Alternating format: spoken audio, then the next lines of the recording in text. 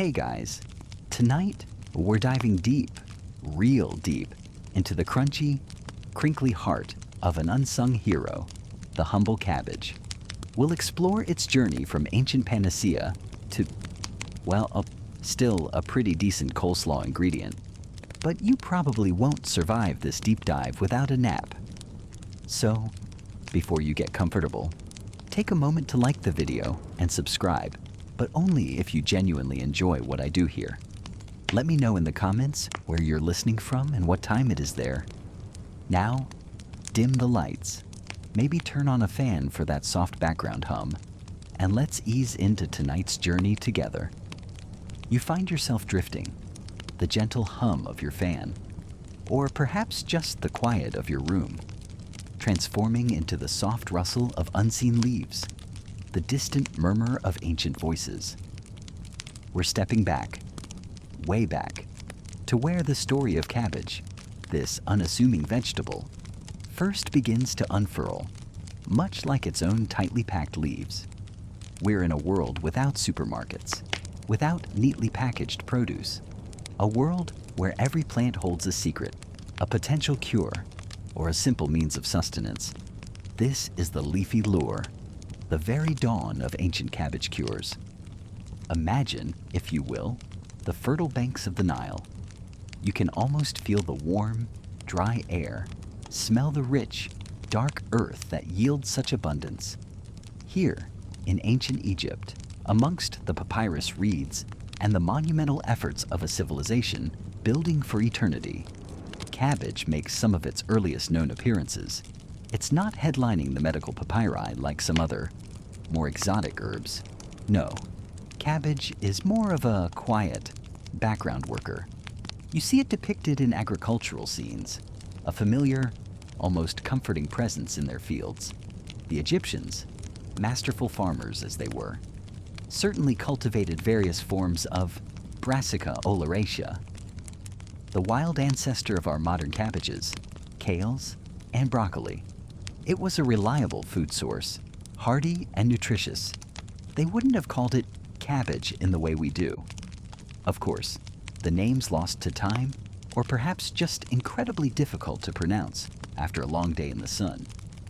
While direct, explicit cabbage cures in the grand Egyptian medical texts, like the Papyrus Ebers, are a little elusive for our head-forming varieties.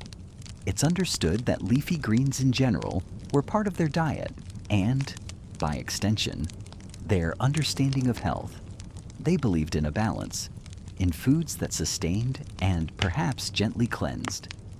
Think of cabbage not as a targeted antibiotic, but as part of a holistic approach, a way to keep the body running smoothly, which, when you're building pyramids, is probably quite important. You wouldn't want to call in sick with a note from your mom saying you ate too much rich food. They likely used it in simple ways, boiled, perhaps, or added to stews. The very act of cultivating and consuming these hardy greens would have been seen as promoting vitality. A mainstream historical fact for you: the ancient Egyptians were known for their sophisticated agricultural techniques, including irrigation, which allowed them to grow a variety of crops, cabbage's ancestors among them, in an otherwise arid region. Now, let your mind drift westwards, across the shimmering Mediterranean, towards the sun-drenched lands of ancient Greece. Here, the story of cabbage becomes a little louder, a bit more opinionated. The Greeks, with their penchant for philosophy, debate, and, wine, had quite a bit to say about this leafy vegetable. You're now walking through an ancient agora, the scent of olive oil, herbs, and maybe a hint of roasting meat in the air. Scholars and physicians are discussing the nature of the world, and yes, even the properties of vegetables. Hippocrates, often hailed as the father of medicine, and whose name you might recognize from the oath doctors still take, though perhaps he didn't envision it being recited under quite so much student loan debt, mentioned cabbage. He and his followers emphasized diet as a cornerstone of health, and cabbage in its various forms, would have been part of that dietary landscape. They weren't just eating it, they were thinking about it. What does it do to the body? How does it interact with other foods? With our humors? This is where we encounter some of the more specific and sometimes rather charming medicinal beliefs. One of the most famous and enduring was cabbage's reputation as a cure for hangovers. Yes, you heard that right. Before your modern concoctions of electrolyte drinks and questionable diner breakfasts, the ancient Greeks might have reached for a hearty helping of cabbage. The physician Diphilus of Sipnos, for example, recommended it. Imagine a symposium, a lively Greek party, getting a little too lively. The next morning, amidst the scattered wine cups and philosophical remnants, someone's probably suggesting a bit of cabbage to clear the head. It makes you wonder if it was the cabbage itself, or just the sheer determination to eat cabbage while hungover that did the trick. And here's a quirky, lesser-known tidbit for you some ancient Greeks, perhaps after a particularly enthusiastic symposium, believed that cabbage actually sprang from the sweat of Zeus. Picture the king of the gods, working up a sweat on Mount Olympus, and poof, a patch of cabbage appears. It certainly gives divine intervention a whole new, slightly damp meaning. This mythological origin, however silly it sounds to us, elevated the plant, imbuing it with a certain mystique, a connection to the gods, which could only have enhanced its perceived medicinal power. Theophrastus, a student of Aristotle and another key figure in early botany, also cataloged different types of cabbage. Noting their characteristics, he wasn't just focused on cures, but on understanding the plant itself, its form, its growth, its varieties. This systematic approach laid groundwork for later botanical studies. The Greeks recognized that not all cabbage, the peach tree, was the same. Historians still argue whether the wild ancestor of our modern cabbage, the Brassica oleracea var, Oleracea baetis, more closely resembled a loose-leaf kale, or if early cultivation had already coaxed it into forming a more compact head in some regions. It's one of those delightful academic puzzles, like trying to figure out which came first, the chicken or the egg salad sandwich. These early beliefs weren't always based on rigorous scientific trials. Of course, they were a blend of observation, tradition, a little bit of sympathetic magic perhaps. This plant is hardy, therefore it imparts hardiness. If a food was bitter, it might be seen as purifying. If it caused, shall we say, a bit of internal rumbling, well, that must be it, working its magic, clearing things out. The Greeks also used cabbage externally. Poultices of crushed cabbage leaves were applied to wounds and swellings, a practice that, surprisingly, echoes through folk medicine for centuries. The idea was that the leaves could draw out impurities or reduce inflammation. You can almost feel the cool, slightly rough texture of a cabbage leaf poultice, a very direct, very green approach to healing. So, as we stand at this very early point in our journey, you see cabbage beginning to establish its credentials. It's a food. Yes, a staple that keeps hunger at bay. But it's also something more. In Egypt, it's a quiet supporter of health, part of the agricultural rhythm of life. In Greece, it steps into the intellectual and medicinal spotlight, debated by physicians, linked to gods, and prescribed for ailments ranging from the after effects of a good party to the more serious concerns of wounds and internal balance. It's the very beginning of a long and fascinating relationship between humans and this surprisingly versatile plant. The seeds of its reputation as a healer, a protector, a sometimes pungent but always present ally are being sown in these ancient soils. And from these humble beginnings, the leafy lure of cabbage will only grow stronger, its story branching out in fascinating and occasionally bizarre directions. We're just getting started. And so, with that initial glimpse into the peculiar ways our ancestors, those charmingly optimistic souls we mentioned earlier, tried to stay alive, you find yourself now drifting gently back through time. The grand amphitheaters and bustling forums of Rome begin to materialize around you, not just in their sun-bleached marble glory, but in the quiet, everyday moments of life and, well, illness. Because, as you know, even the Romans, with all their roads and legions, their epic poems, and their rather impressive plumbing, weren't immune to a rumbling stomach or a nasty scrape that just wouldn't heal. You can almost hear the distant clatter of a chariot, feel the warm Mediterranean sun on your skin, a gentle breeze carrying the scent of something earthy. And what was their go-to? Their secret weapon? Their, dare I say, ancient equivalent of that one friend who insists apple cider vinegar cures everything you might be picturing, exotic herbs imported from the farthest, most sun-drenched corners of the empire, or perhaps some complex bubbling concoction brewed by a mysterious toga-clad physician with an impressive scroll collection. But no, your senses guide you to something far more humble. You're now standing in a simple Roman garden, or perhaps browsing a stall in a busy market, the air smelling faintly of damp earth, maybe a hint of rosemary, and yes, cabbage.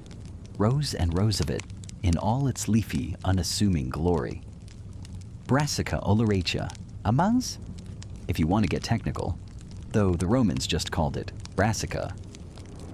It seems the Romans, or at least one very influential, very vocal, and frankly, rather stubborn Roman, fell head over heels, completely and utterly, for the humble cabbage. This wasn't just a culinary staple, a simple side dish to accompany their roasted dormice. Yes, that was a thing. Oh no, for some, cabbage was medicine. Serious life-saving, cure-all medicine, at least according to one particularly loud and opinionated voice from the era Marcus Porcius Cato, or Cato the Elder, as he's more famously known. You can almost picture him now a stern, no-nonsense Roman statesman, a farmer at heart, a man who probably thought anything more complicated than a well-tilled field or a properly sharpened gladius was a sign of creeping moral decay. He was the kind of guy who'd tell you to pull yourself up by your sandal straps, and he really, passionately, believed in cabbage.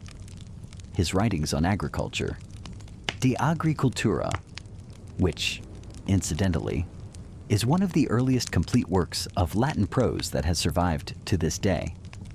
A mainstream historical fact. For your collection, aren't just farming manuals. Oh no, nestled amongst advice on vineyard management and olive pressing, you find an entire section, a veritable love letter, dedicated to the medicinal virtues of cabbage. It's not just a recommendation. It's practically a divine revelation delivered by a cruciferous vegetable. Cato claimed cabbage could ghee, and you might want to sit down for this list, basically solve all of life's little discomforts. Let's start with digestion, a common Roman concern, especially after one of their famously indulgent banquets. You feel that post-feast bloat coming on, Cato says. Reach for the cabbage. Raw cabbage, mind you. Perhaps with a little vinegar. He believed it would make you feel as if you had not eaten, and you can drink as much as you like. A bold claim, especially for a culture that wasn't exactly shy about its wine consumption.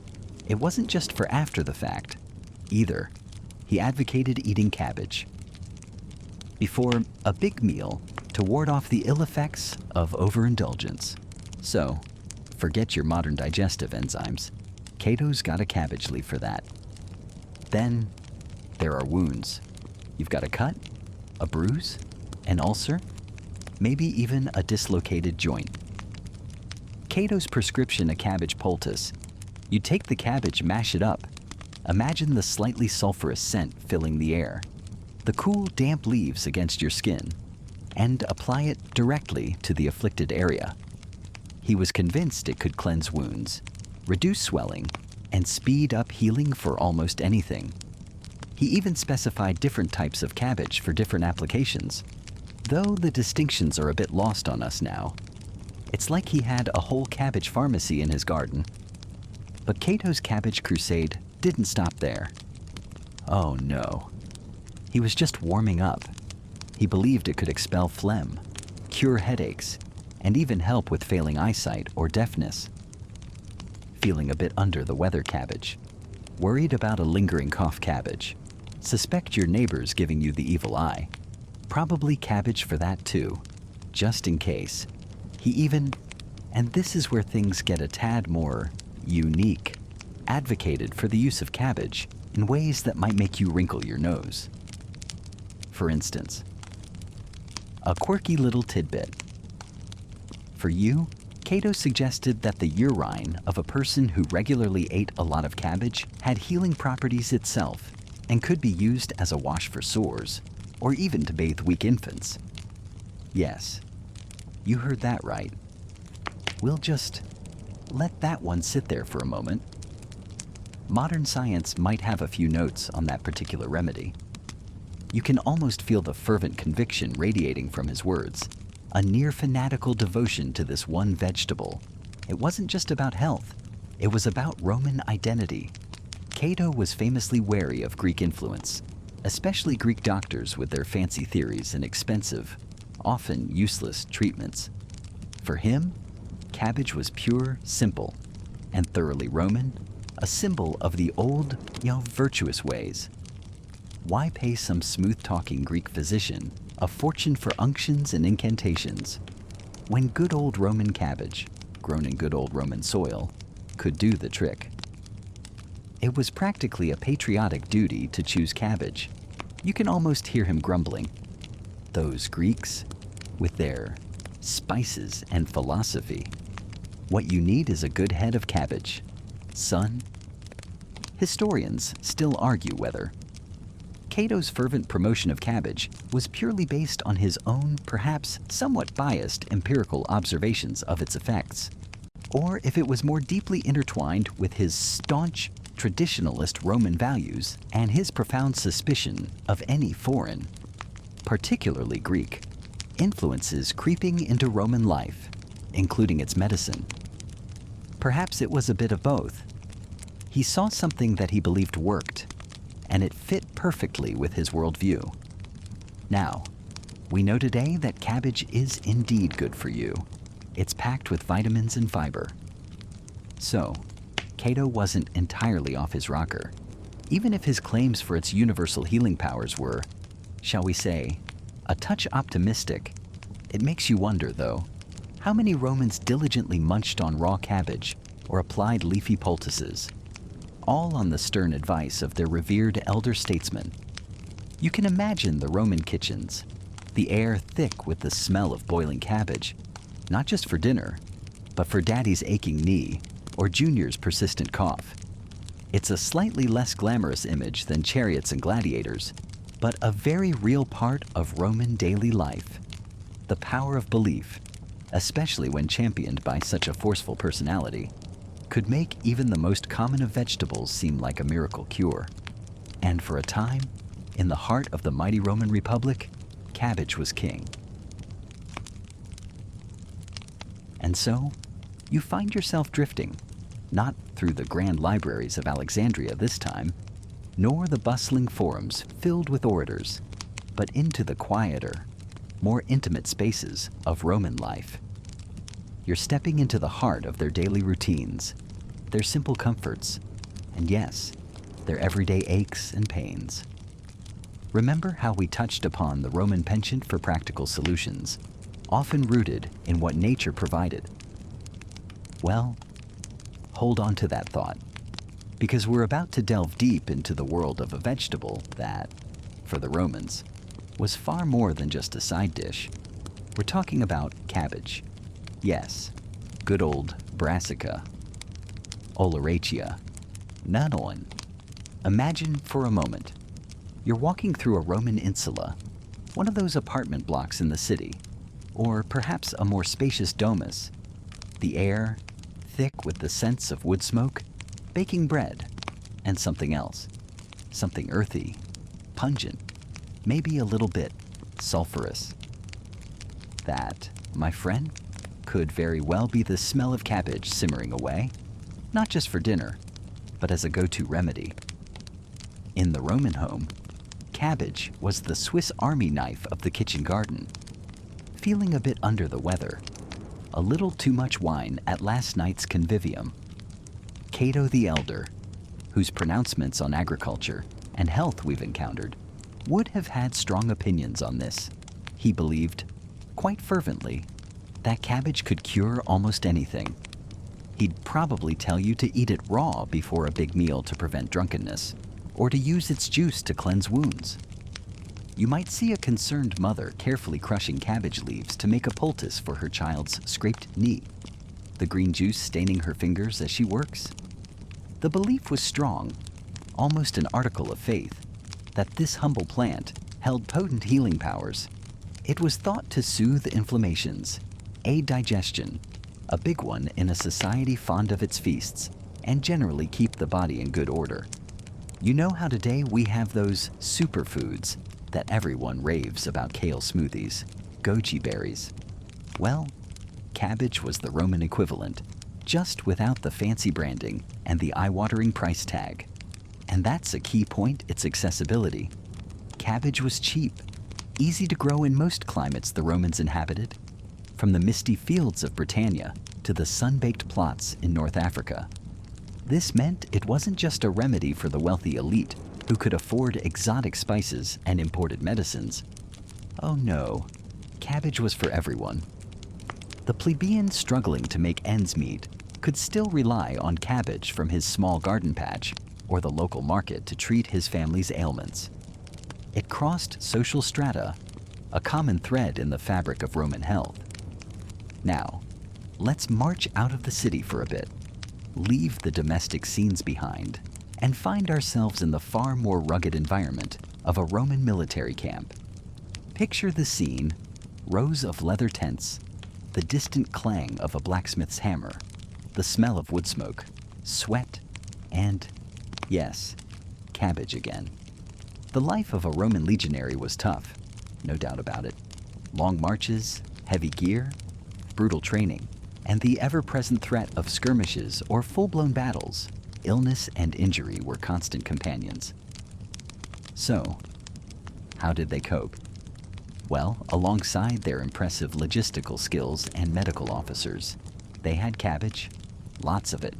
It was practically a regulation vegetable.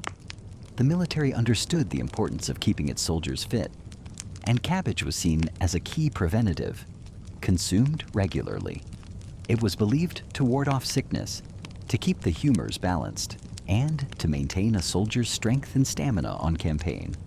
Think of it as their ancient, leafy multivitamin. They wouldn't have known about vitamin C, of course, but they saw the results, or at least, they believed.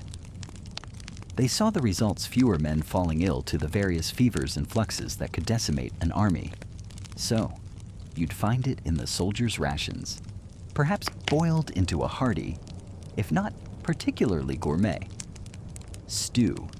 One can almost hear the grumbling from a legionary. Not Poltz with cabbage again. Marcus.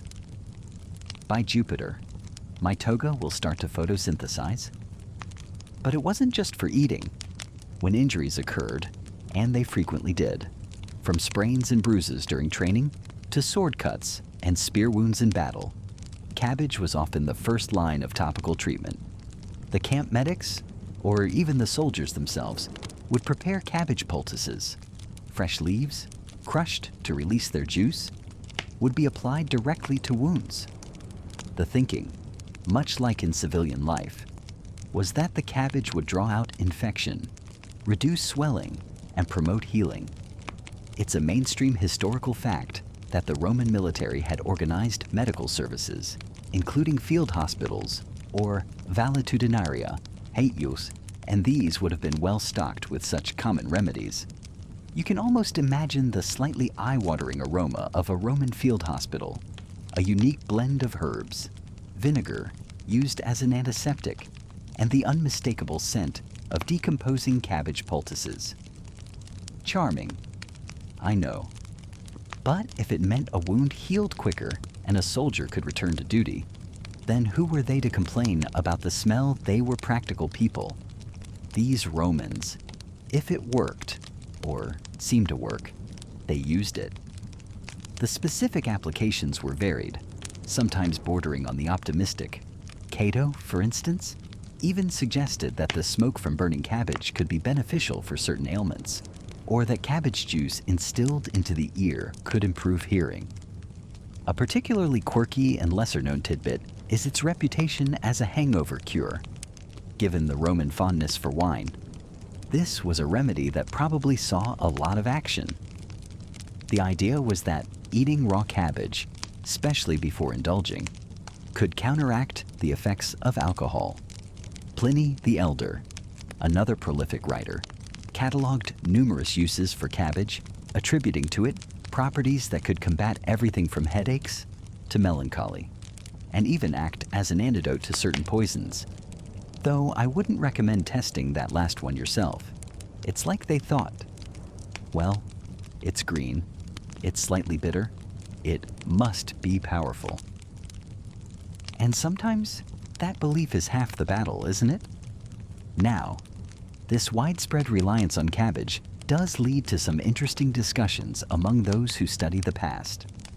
Historians still argue whether the perceived extensive medical benefits of cabbage truly translated into significant positive public health outcomes for the Roman population, or if its efficacy was more a product of strong belief, amplified by influential figures like Cato, rather than purely physiological effects. Were they really staving off scurvy with their cabbage rations without knowing why? Or was it more of a placebo effect for many common ailments? It's hard to say definitively from this distance in time. We can analyze the chemical compounds in cabbage today and see anti-inflammatory properties. Sure, but how that translated in Roman preparations and dosages is another matter. So, as you see the Roman matron carefully tending her kitchen garden, or the legionary dutifully munching on his cabbage ration, you get a real sense of its place in their world. It wasn't just food. It was a symbol of self-sufficiency, of nature's bounty providing for human needs. A readily available comfort in a world full of uncertainties. It was their all-purpose green helper, their leafy guardian against the small and sometimes large miseries of life. Perhaps the next time you're making coleslaw, you can give a little nod to the Romans. They really, really believed in that stuff. You almost have to admire their commitment to the cruciferous. No board. And so, as the grand Roman infrastructure, remember all those aqueducts and perfectly straight roads we talked about?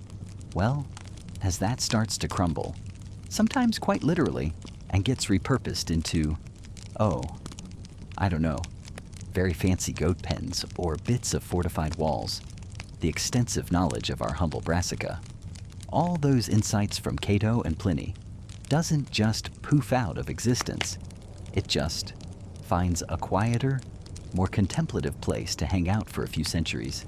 You drift now away from the bustling, if slightly chaotic, late Roman markets, and find yourself approaching a different kind of structure. The air grows cooler, carries the faint scent of damp stone, beeswax, and something herbal, something green. You are entering the medieval period, and specifically, the often surprisingly serene world of the monastery. These pockets of scholarship and devotion become crucial sanctuaries. Imagine stone walls, perhaps a little mossy, enclosing a courtyard somewhere. A bell tolls, a low, resonant sound that seems to vibrate right through you. Inside, in a room known as a scriptorium, lit by flickering oil lamps or the precious light from a narrow window, you see monks. They are hunched over desks, their faces serene, or perhaps occasionally etched with the concentration of trying to decipher a faded passage. The silence is punctuated only by the soft scratch of a quill on parchment, the rustle of a turning page, the occasional quiet cough. These aren't just any texts they're copying with such painstaking care. Alongside the scriptures and theological treatises, they are meticulously preserving the wisdom of the ancients. Yes, Galen's complex theories on humors, which we touched upon, are being carefully transcribed. His ideas on balancing hot, cold, moist, and dry still holding sway. Dioscorides, De Materia Medica. That foundational work of herbal knowledge is another treasured text, passed down, recopied, its illustrations sometimes taking on a charmingly medieval character. And, of course, the agricultural and encyclopedic writings of figures like Pliny the Elder, with all their mentions of cabbage's virtues, are also being saved from oblivion. But it's not just about dusty old books. Step outside the scriptorium, and you find yourself in the monastery's herb garden, the Hortus Medicus, or Physic Garden. This isn't some wild, untamed patch. It's usually a neatly ordered space, often laid out in raised beds, a living library of medicinal plants. And there, growing robustly, is our familiar friend, the cabbage. Rows of it, in its various forms. Perhaps the tight-headed cabbages we're more familiar with, or looser-leafed kales. All descendants of that wild ancestor we met on the windy coasts. Monks, after all, needed to be largely self-sufficient. Food, medicine, it all had to come from their own lands and their own hands. Cabbage, being hardy, nutritious, and relatively easy to cultivate in the often less than ideal European climate, was a dietary mainstay. You can almost hear the silent, collective sigh of monks facing yet another Tuesday, which, like most days, is cabbage soup day. Though, bless their hearts, they probably had, like, 7 different exciting recipes for boiled cabbage with a hint of prayer. Now, here's where things get interesting. The monks aren't just passively copying Roman texts and planning what Roman agronomists recommended. They are living in a different world, with its own established local traditions, its own folk remedies, its own understanding of the plants that grew around them. So, what you see happening is a fascinating blend. The classical knowledge, filtered through texts, is being interwoven with this evolving European herbalism. A local granny's poultice for a swollen joint, perhaps made with crushed cabbage leaves and a bit of pig fat, might now be explained by a learned monk through the lens of humoral theory. Ah, yes, the cabbage is cooling and drying. Thus, it counteracts the hot, moist humor, causing the inflammation. The granny one imagines just nods politely, glad that the fancy Latin explanation somehow confirms her poultice works. A mainstream historical fact for you, the plan of St. Gall, an architectural drawing from the early 9th century, depicts an ideal Benedictine monastery complex, and it very clearly includes a physic garden with specific beds for medicinal herbs, as well as a vegetable garden for kitchen use. This shows just how integrated plant cultivation for both food and medicine was into monastic life from very early on. They weren't just praying, they were very practical. This blending wasn't always seamless.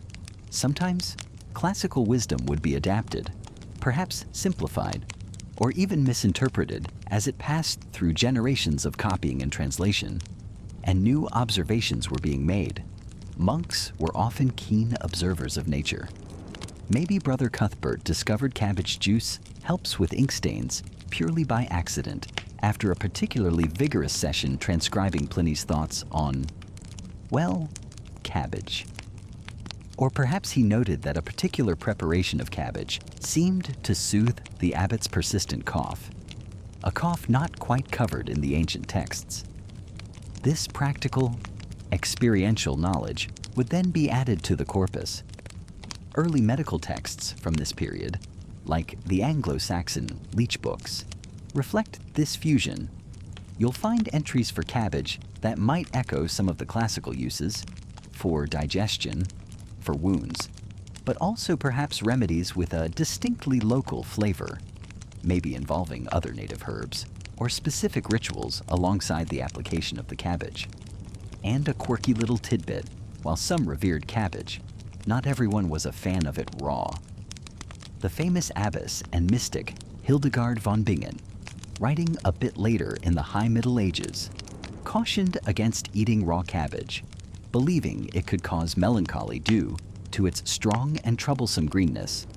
But she found cooked cabbage to be perfectly acceptable and even beneficial.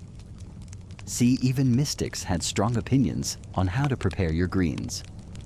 The exact nature of this knowledge preservation and adaptation is something scholars still ponder.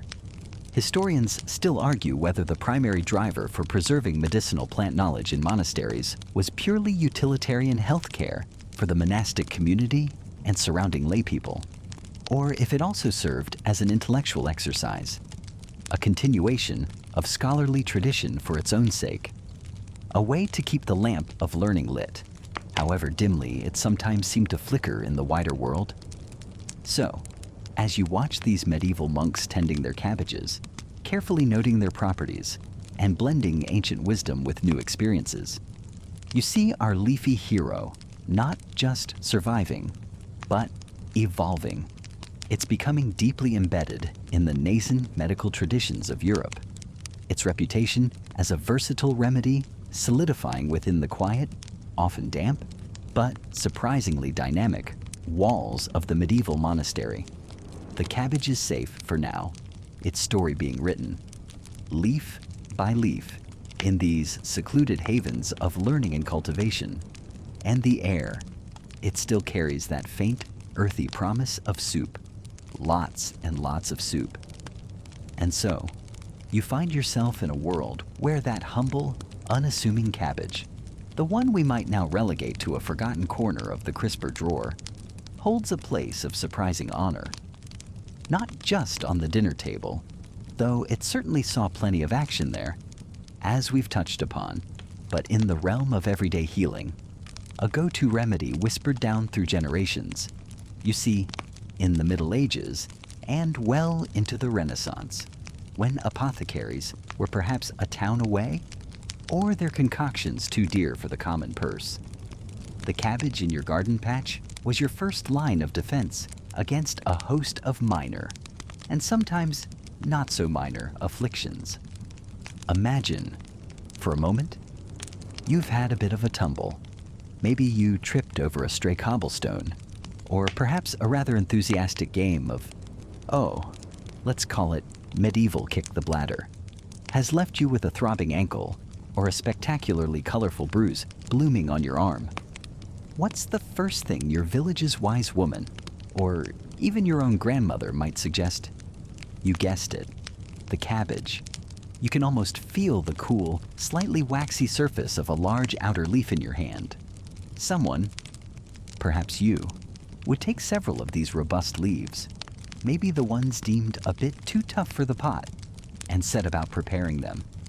You might see them gently bruised with a wooden mallet or the smooth side of a river stone, just enough to release their inner cabbageness, the distinct, earthy, almost peppery scent, with that faint sulfurous note we all know, begins to fill the air. It's not an unpleasant smell, not really, just distinctive, like the smell of old books or damp earth after rain. It's a scent that carries memories and associations.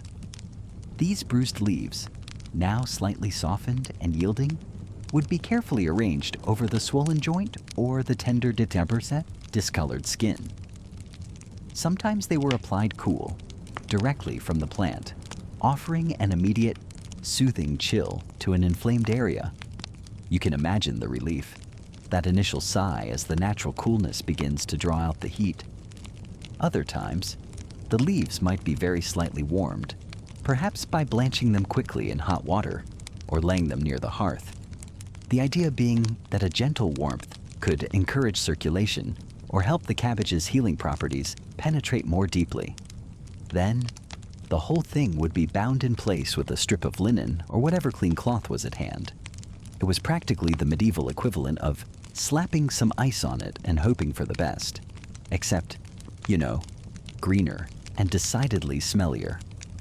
You'd wear this fragrant green bandage for hours, perhaps even overnight, the cabbage leaf slowly wilting against your skin, a silent testament to its supposed work. And what did they believe this humble vegetable was doing? Well, the concept of humors, those vital fluids we've talked about, was still very much in play. An injury, a swelling, a bruise. These were often seen as an imbalance, an accumulation of bad humors or blocked energy. The cabbage, with its drawing properties, was thought to pull out these noxious substances, to cleanse the area, and to restore balance. It's fascinating, really, because while their understanding of the mechanism might have been different from ours, they weren't entirely off base. We now know that cabbage contains compounds like glucosinolates, which have anti-inflammatory properties. So, while they were drawing out bad humors, their bodies might have actually been benefiting from some genuine biochemical assistance. This is one of those lovely instances where folk wisdom, honed over centuries of trial and error, bumps up against modern science in a surprisingly agreeable way. Cato the Elder, that rather stern Roman statesman and writer, famously extolled the virtues of cabbage, claiming it could cure a vast array of ailments, and his writings were certainly known and respected, filtering down through the ages and bolstering cabbage's medicinal reputation. But the uses of cabbage didn't stop at the purely physical, at the bumps and bruises of daily life. Oh no. When the ailment was a bit more mysterious, a bit more unseen, the cabbage often found itself enlisted in rituals and charms, blurring the line between folk medicine and what we might now call superstition. Historians still argue whether the perceived benefits of these cabbage poultices were purely placebo, or if the anti-inflammatory compounds we now know are present in cabbage actually provided some measurable relief beyond just soothing coolness. It's a debate that adds another layer to our understanding of these practices. Imagine a restless sleeper, plagued by bad dreams or an unquiet mind. It wasn't unheard of for fresh cabbage leaves to be placed beneath the pillow, or even under the bed itself, with the belief that their calming essence, or perhaps some inherent protective quality, would ensure peaceful slumber and ward off troubling spirits of the night. You can almost picture someone carefully selecting the smoothest, most perfect leaves for this purpose. A quiet ritual performed in the dim light of a flickering candle. There's a certain charm to the idea. Isn't there a simple green guardian against the shadows? And then there were the more proactive charms. Cabbage leaves might be hung over doorways, not for decoration, mind you, but as a kind of organic amulet intended to protect the household from sickness or ill fortune. The specific rituals varied from region to region, from village to village, each with its own particular nuances. Perhaps the leaves had to be gathered at a certain phase of the moon, or blessed with a spoken incantation. If your love life was wilting faster than a cabbage leaf in the sun, well, maybe there was a cabbage charm for that too, involving carefully folded leaves or patterns discerned in their veins. Results, of course, were not guaranteed, but in a world with fewer certainties, these small acts of faith, these appeals to the hidden virtues of common things, provided a measure of comfort and a sense of agency. There's even a quirky little tidbit about cabbage being used to combat the after effects of too much ale or wine, a folk remedy for hangovers. Some believed that chewing raw cabbage leaves, or applying them as a cool compress to a throbbing head, could clear the fog and settle the stomach, a little hair of the dog, or perhaps leaf of the cabbage, as it were. It speaks volumes about cabbage's versatility in their eyes.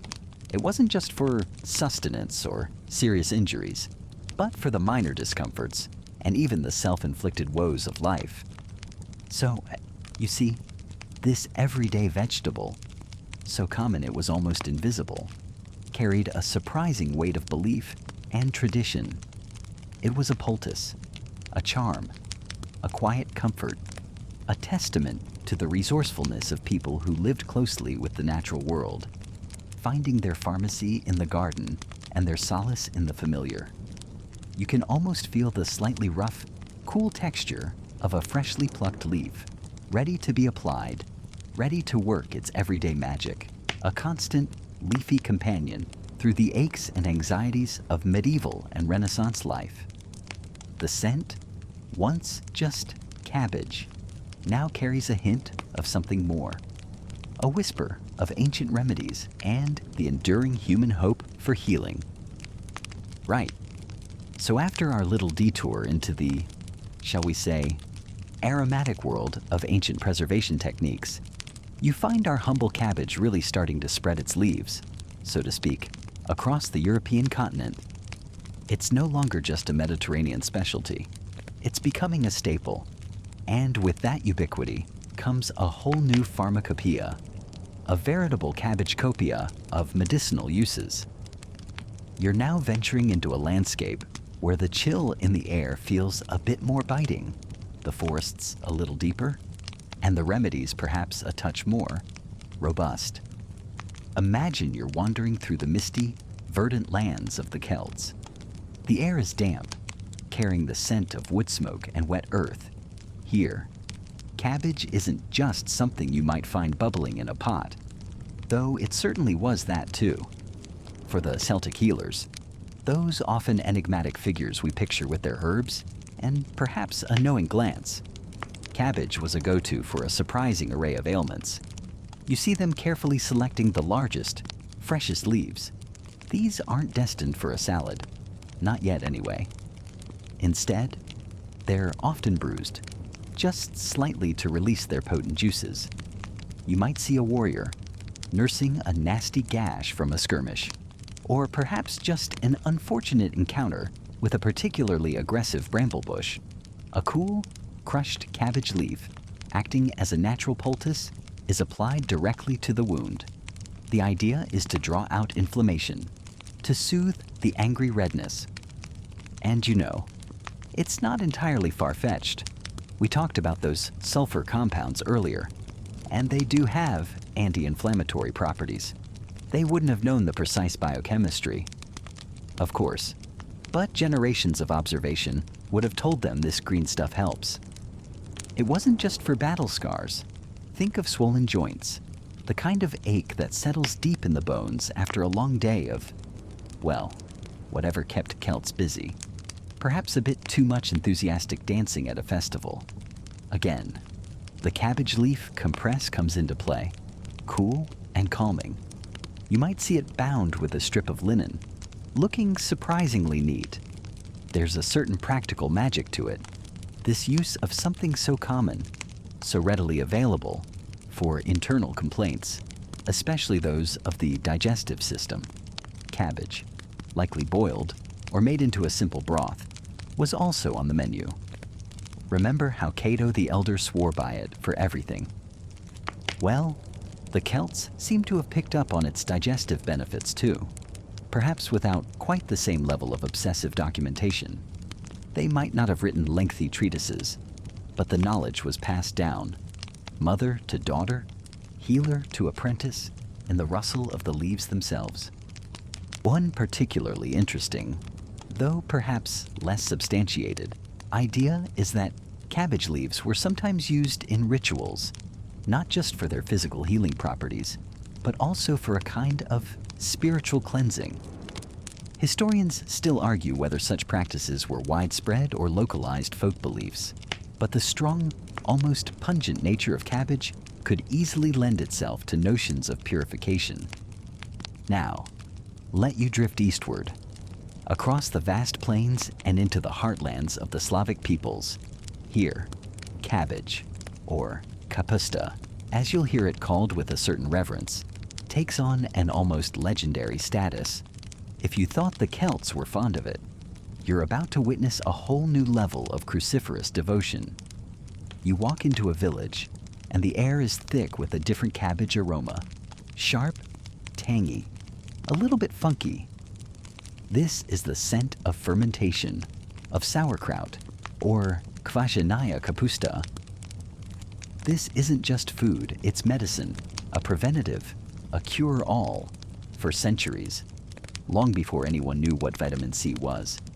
Slavic communities understood that this fermented marvel kept the scurvy at bay during the long, harsh winters when fresh greens were a distant memory.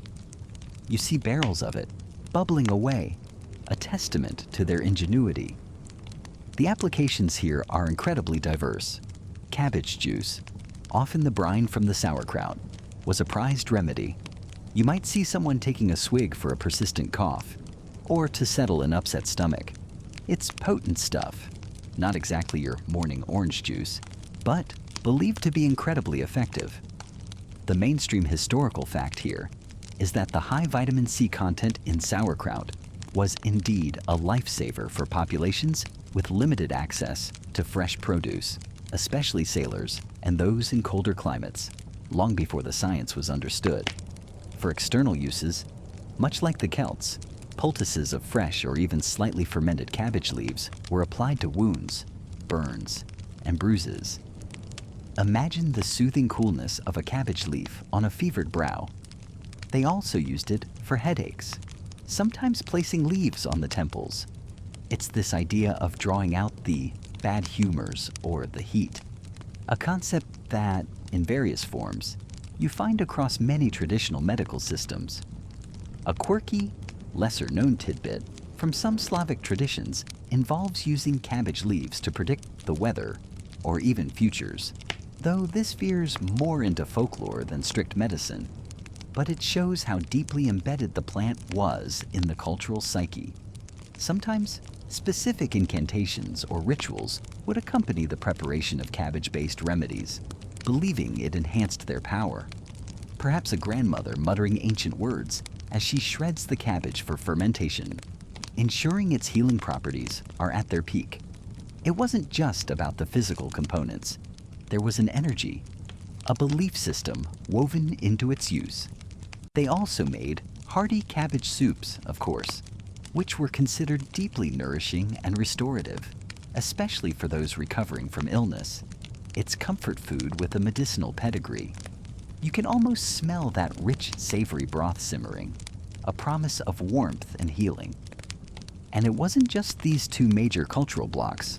Across Europe, from the Germanic tribes who also had a strong tradition of sauerkraut, to southern regions where Roman influences lingered, cabbage held its ground as a versatile folk medicine.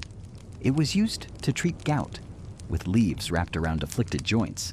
It was even, rather optimistically, suggested as a cure for baldness in some old texts, though I suspect the success rate on that one was, shall we say, limited. It makes you wonder how many shiny pâtés were hopefully slathered with cabbage paste. It was also a well-known remedy for hangovers, eaten raw or juiced. Perhaps its hydrating qualities and nutrient density helped. Or maybe it was just a sufficiently earthy distraction from the pounding in your head. Of course, if the cabbage remedy didn't quite fix your ailment, you could always make a hearty stew. Waste not, want not, especially when you're dealing with something as fundamentally useful as a head of cabbage. It's this blend of the practical and the hopeful, the observed effect and the traditional belief, that makes the story of cabbage medicine so fascinating. You see a common thread: cabbage is cooling, it's cleansing, it's nourishing. The specific applications might vary. A unique Slavic fermentation here, a particular Celtic poultice method there. But the underlying trust in this humble vegetable is a constant you find across the diverse cultures of old Europe. It's a far cry from our modern, sterile blister packs. But there's a certain charm to reaching for a remedy that grows right there in your garden, isn't there? And so, after considering how this humble plant sustained populations, Like we touched upon with those surprisingly robust peasant diets, you find it's not just about filling bellies. Oh no, the cabbage has another, rather persistent role in the grand theater of human belief. It's a healer of the skin. You're now venturing into a world where a simple leaf, cool and crisp from the garden, is seen as a powerful balm for all manner of OEs. Imagine you've taken a tumble, perhaps scraped your knee while foraging for slightly more exotic herbs. Or maybe you've touched a hot pan with a moment's distraction, thinking about, well, probably cabbage. Instead of reaching for a modern antiseptic wipe, your historical counterpart reaches for the cabbage patch. You see, the methods were often beautifully straightforward. The most common approach, the cabbage leaf poultice. You'd select a good, broad outer leaf, one that's still vibrant and pliable. Sometimes, you gently warm it, perhaps by dipping it in hot water or holding it near a flame for just a moment, just enough to make it supple and release its essence. Then, you might bruise it slightly, or even crush it between two stones, or with a pestle if you're feeling fancy. You can almost feel that satisfying, soft crunch, can't you? This wasn't just rough handling. It was believed to activate the healing properties, to encourage the leaf to share its virtues. This slightly mangled, perhaps slightly warmed leaf would then be applied directly to the wound, the burn, the rash, that patch of irritated skin that's been driving you quietly mad. It would be held in place with a strip of linen or whatever cloth was at hand. There you are, sporting a fashionable green bandage, feeling the cool, damp embrace of the cabbage against your skin. It wasn't always so elaborate. Sometimes, especially for minor afflictions, a whole, clean leaf might just be laid upon the skin. A simple, verdant compress. You can picture it.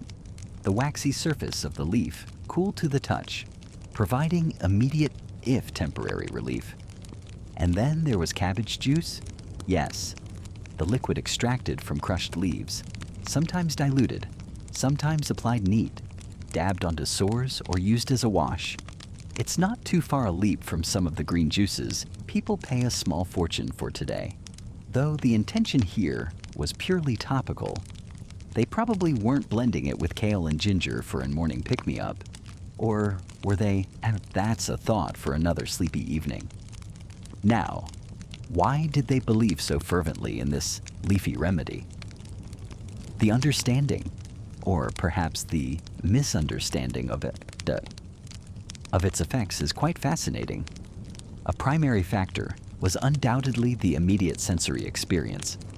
Imagine the feel of that cool, moist leaf on a hot, inflamed burn. It's instantly soothing, isn't it? That sensation of cooling relief is very real. For a burn, this would feel like a blessing, reducing that throbbing heat. For an itchy rash, the coolness could calm the irritation. It's the same principle behind why you might run a burn under cold water or apply a cold compress today. The cabbage leaf was nature's own little cold pack, readily available and refreshingly damp.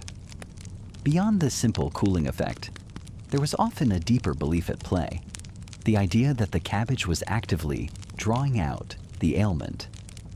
You might hear whispers that the leaf possessed a power to pull the fire from a burn, or the bad humors from an infected wound, or the poison from an insect bite.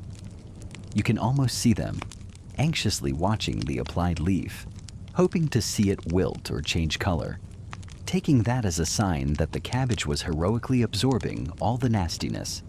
If the leaf turned a bit slimy and, shall we say, fragrant after a few hours on a wound, well, that was just proof it had done its job valiantly, sacrificing itself to draw out the malevolence. Good job, cabbage, you might murmur. You've taken one for the team. This wasn't just some fringe idea. The belief in cabbage's wound-healing prowess is ancient. Remember Cato the Elder, our Roman agriculturalist and statesman we mentioned? the one who was practically the president of the Cabbage fan club. He was a huge proponent of cabbage for external applications. He wrote quite extensively that cabbage could cleanse all sorts of sores and wounds, and even suggested it for dislocations and swellings. His works were hugely influential, and his pronouncements on cabbage certainly helped cement its place in the pharmacopoeia of the ancient world and beyond. This is one of those mainstream historical facts that just keeps on giving, or, in this case, keeps on healing. Allegedly. And this belief wasn't confined to antiquity. It persisted through the Middle Ages, the Renaissance, and well into the 19th and even early 20th centuries in folk medicine. Your great-grandmother might have had a cabbage leaf remedy for a blister or a swollen joint. It was accessible, cheap, and part of a long tradition of plant-based healing. When a trained physician was miles away or too expensive, the garden often provided the first line of defense. Here's a slightly more obscure tidbit for you. Some folklore traditions suggested that specific types of cabbage, or even leaves picked at a certain phase of the moon, were more potent, and sometimes the veins of the cabbage leaf were seen as significant. It was thought that if the pattern of veins on the leaf resembled, say, the network of veins in an inflamed limb, it would be particularly effective. Sympathetic magic. You see, where like is thought to influence like. Historians still argue whether the remarkable persistence of cabbage as a wound treatment was due to some genuinely active, albeit mild, anti-inflammatory compounds within the leaves, or if its efficacy was primarily a result of the placebo effect, amplified by the comforting ritual of care and the deeply ingrained cultural belief in its power. Modern science, if it were to squint really hard, might offer a few tentative nods. Cabbage does contain compounds like glucosinolates, which have some anti-inflammatory properties, as well as vitamins C and K, which are important for skin health and healing. Its high water content, as we've noted, definitely provides that cooling, soothing effect. So, perhaps it wasn't entirely wishful thinking. The understanding of why it might have helped was certainly different from ours, but the observation that it sometimes seemed to help might not have been completely off the mark. Of course, you wouldn't want to slap a cabbage leaf on a serious third-degree burn and call it a day. Please, don't try this at home instead of proper medical care. We're just appreciating the historical view here, perhaps with a dash of gentle amusement. Think of it as the ultimate organic, biodegradable Band-Aid, but with slightly more ambition. So, you can just picture it, a world dotted with people patiently applying these green, leafy plasters. The faint, earthy, slightly sulfurous scent of cabbage mingling with the aroma of wood smoke or damp earth. The quiet hope that this simple vegetable, this food of the people, held the secret to mending their skin, to easing their pain. It's a testament to human ingenuity and our enduring relationship with the plants around us, always seeking comfort and healing from the green world. Even if the mechanisms were a little leafy, you feel the coolness, the strange vegetable embrace, and perhaps, just perhaps a tiny bit better.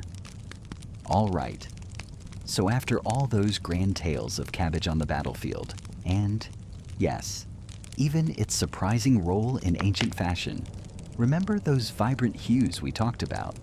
You might be bracing yourself for this next part.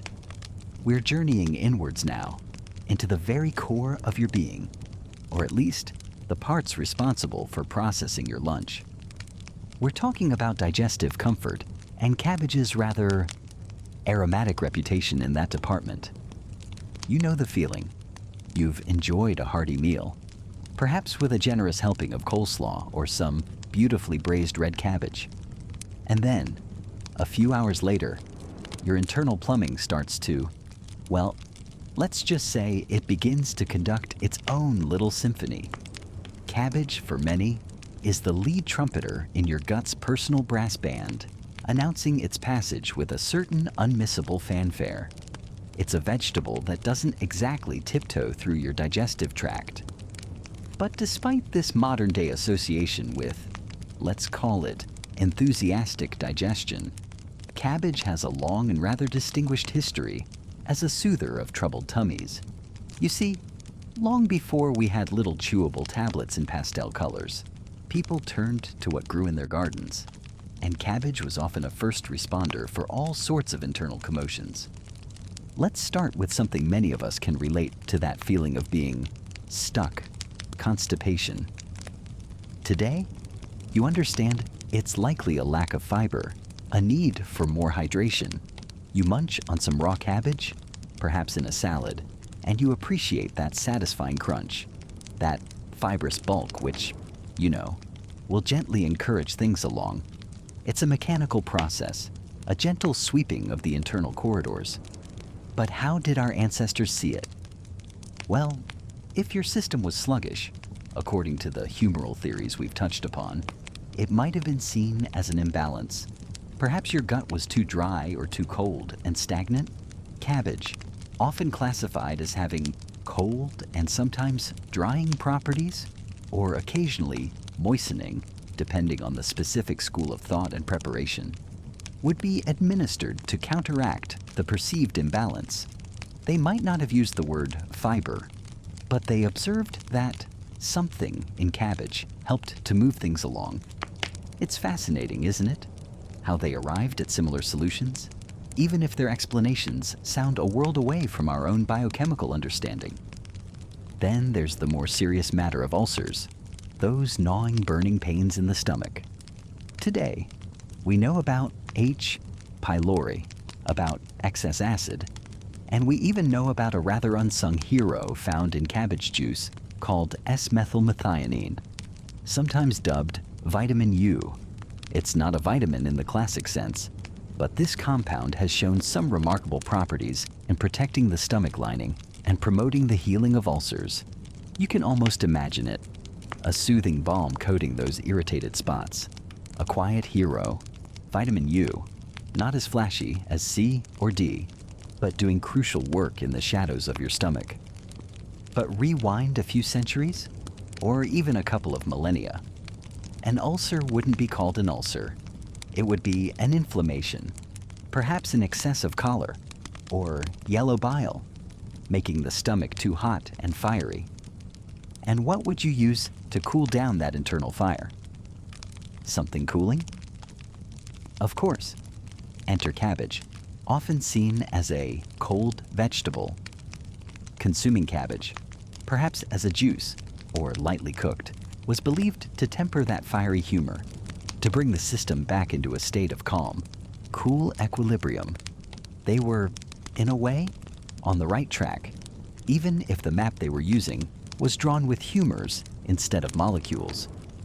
This brings us deeper into that complex world of humoral theory, which, as you'll recall, was the bedrock of Western medicine for centuries. This wasn't just a quirky fad. Figures like Galen, the prominent Roman physician whose medical doctrines profoundly influenced Western medicine for over 300 years, meticulously categorized foods and herbs by their supposed humoral qualities: hot, cold, wet, dry, and their effects on the body's four humors: blood, phlegm, yellow bile, and black bile. Your digestion, like every other bodily process, was a delicate dance of these humors. Too much heat in the stomach, that's excess yellow bile. Too much dampness and cold leading to poor digestion, an overabundance of phlegm. Cabbage, generally, was considered by many to be cold and dry.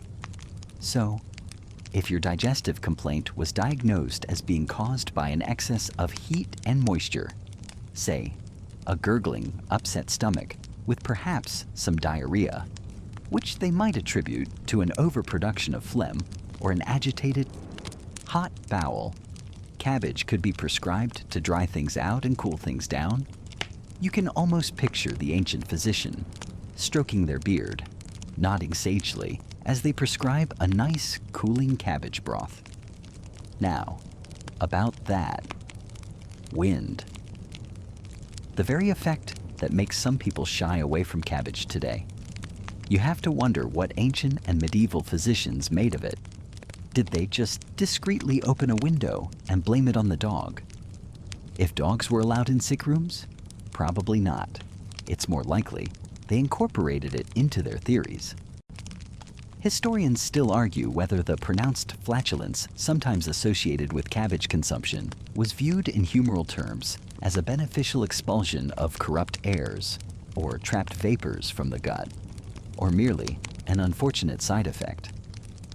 Perhaps sometimes it was seen as a sign that the cabbage was working, not vigorously clearing out blockages or dispelling stagnant humors. Ah, good, the physician might say. The noxious winds are being expelled. One person's social embarrassment is another sign of humoral realignment, I suppose. And speaking of enthusiastic proponents, Cato the Elder, that Roman statesman we've mentioned before for his almost fanatical devotion to cabbage, believed it was a panacea for digestive ailments. He wasn't just talking about a bit of indigestion.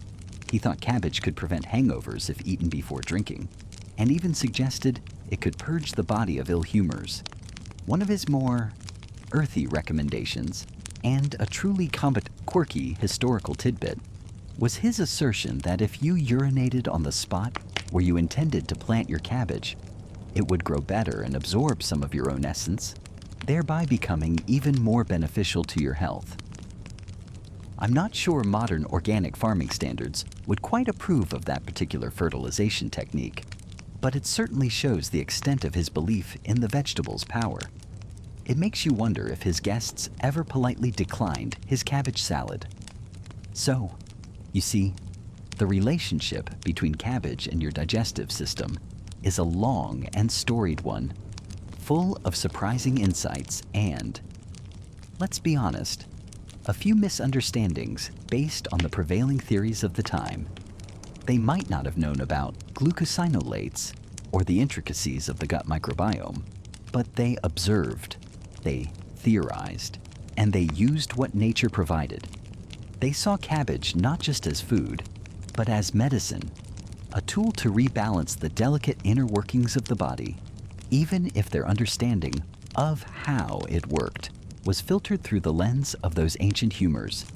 It's a testament to cabbage's persistent utility that even as scientific understanding evolved, its reputation as a friend to the gut, albeit sometimes a boisterous one, has endured. You just have to appreciate its direct approach. So, you see, it wasn't just about filling bellies or, as we touched upon earlier, potentially warding off less than pleasant digestive symphonies. The humble cabbage, that unassuming sphere of tightly packed leaves, held a prominent place in the historical medicine cabinet, particularly for what it could do on the outside of your body. You're now venturing into the world of cabbage as a topical treatment, a soothing balm, a verdant compress for all sorts of aches and pains. Imagine, for a moment, you're back in a time when a well-stocked pharmacy meant a well-tended garden. Let's talk about joint pain. Picture an old Roman legionary, miles clocked on his sandals, his knees groaning with every step on those famously straight roads. Or perhaps you see a medieval farmer, hands gnarled like ancient tree roots from years of toiling in the fields, the damp chill of the morning seeping into their very bones. What relief could they find? Well, they might turn to the cabbage patch. You'd select a large, pliable outer leaf, wouldn't you? Feel its surprising coolness, its waxy, smooth surface. To truly unlock its soothing potential, you might gently bruise it, perhaps with a smooth, heavy stone or the back of a wooden spoon. Just enough to start releasing its natural juices, that faint, earthy, slightly sulfurous scent rising to meet you. Then, you'd carefully wrap this leaf, or several of them, around the aching joint, a swollen knee, a tender elbow, those sore knuckles. You'd secure it with a strip of linen. a piece of old cloth, whatever was at hand, and you'd feel that initial coolness, a welcome sensation against inflamed skin. It's a sensation that speaks directly to the ache, a gentle, natural counterpressure. Cato the Elder, that rather stern Roman statesman we've encountered before in other contexts, was a huge proponent of cabbage for pretty much everything. His writings in De Agricultura don't just praise it as food. He details its use for dressing wounds and reducing swellings. He was convinced, truly convinced, that cabbage could cleanse and heal. You can almost hear him now, can't you? Lecturing some poor unfortunate on the precise method of application, probably with a few pronouncements on moral fortitude thrown in for good measure. Now, this practice wasn't just for creaky joints. One of the most persistent folk uses of cabbage leaves, one that whispers down through generations of women, is for easing the discomfort of mastitis. If you're a new mother, you might already know this one, as it's a remedy that's still shared today. You take those cool, cupped leaves and place them directly inside the bra, against the tender, inflamed breast.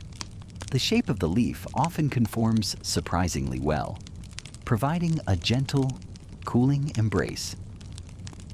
The relief, as described by countless women throughout history, is said to be significant.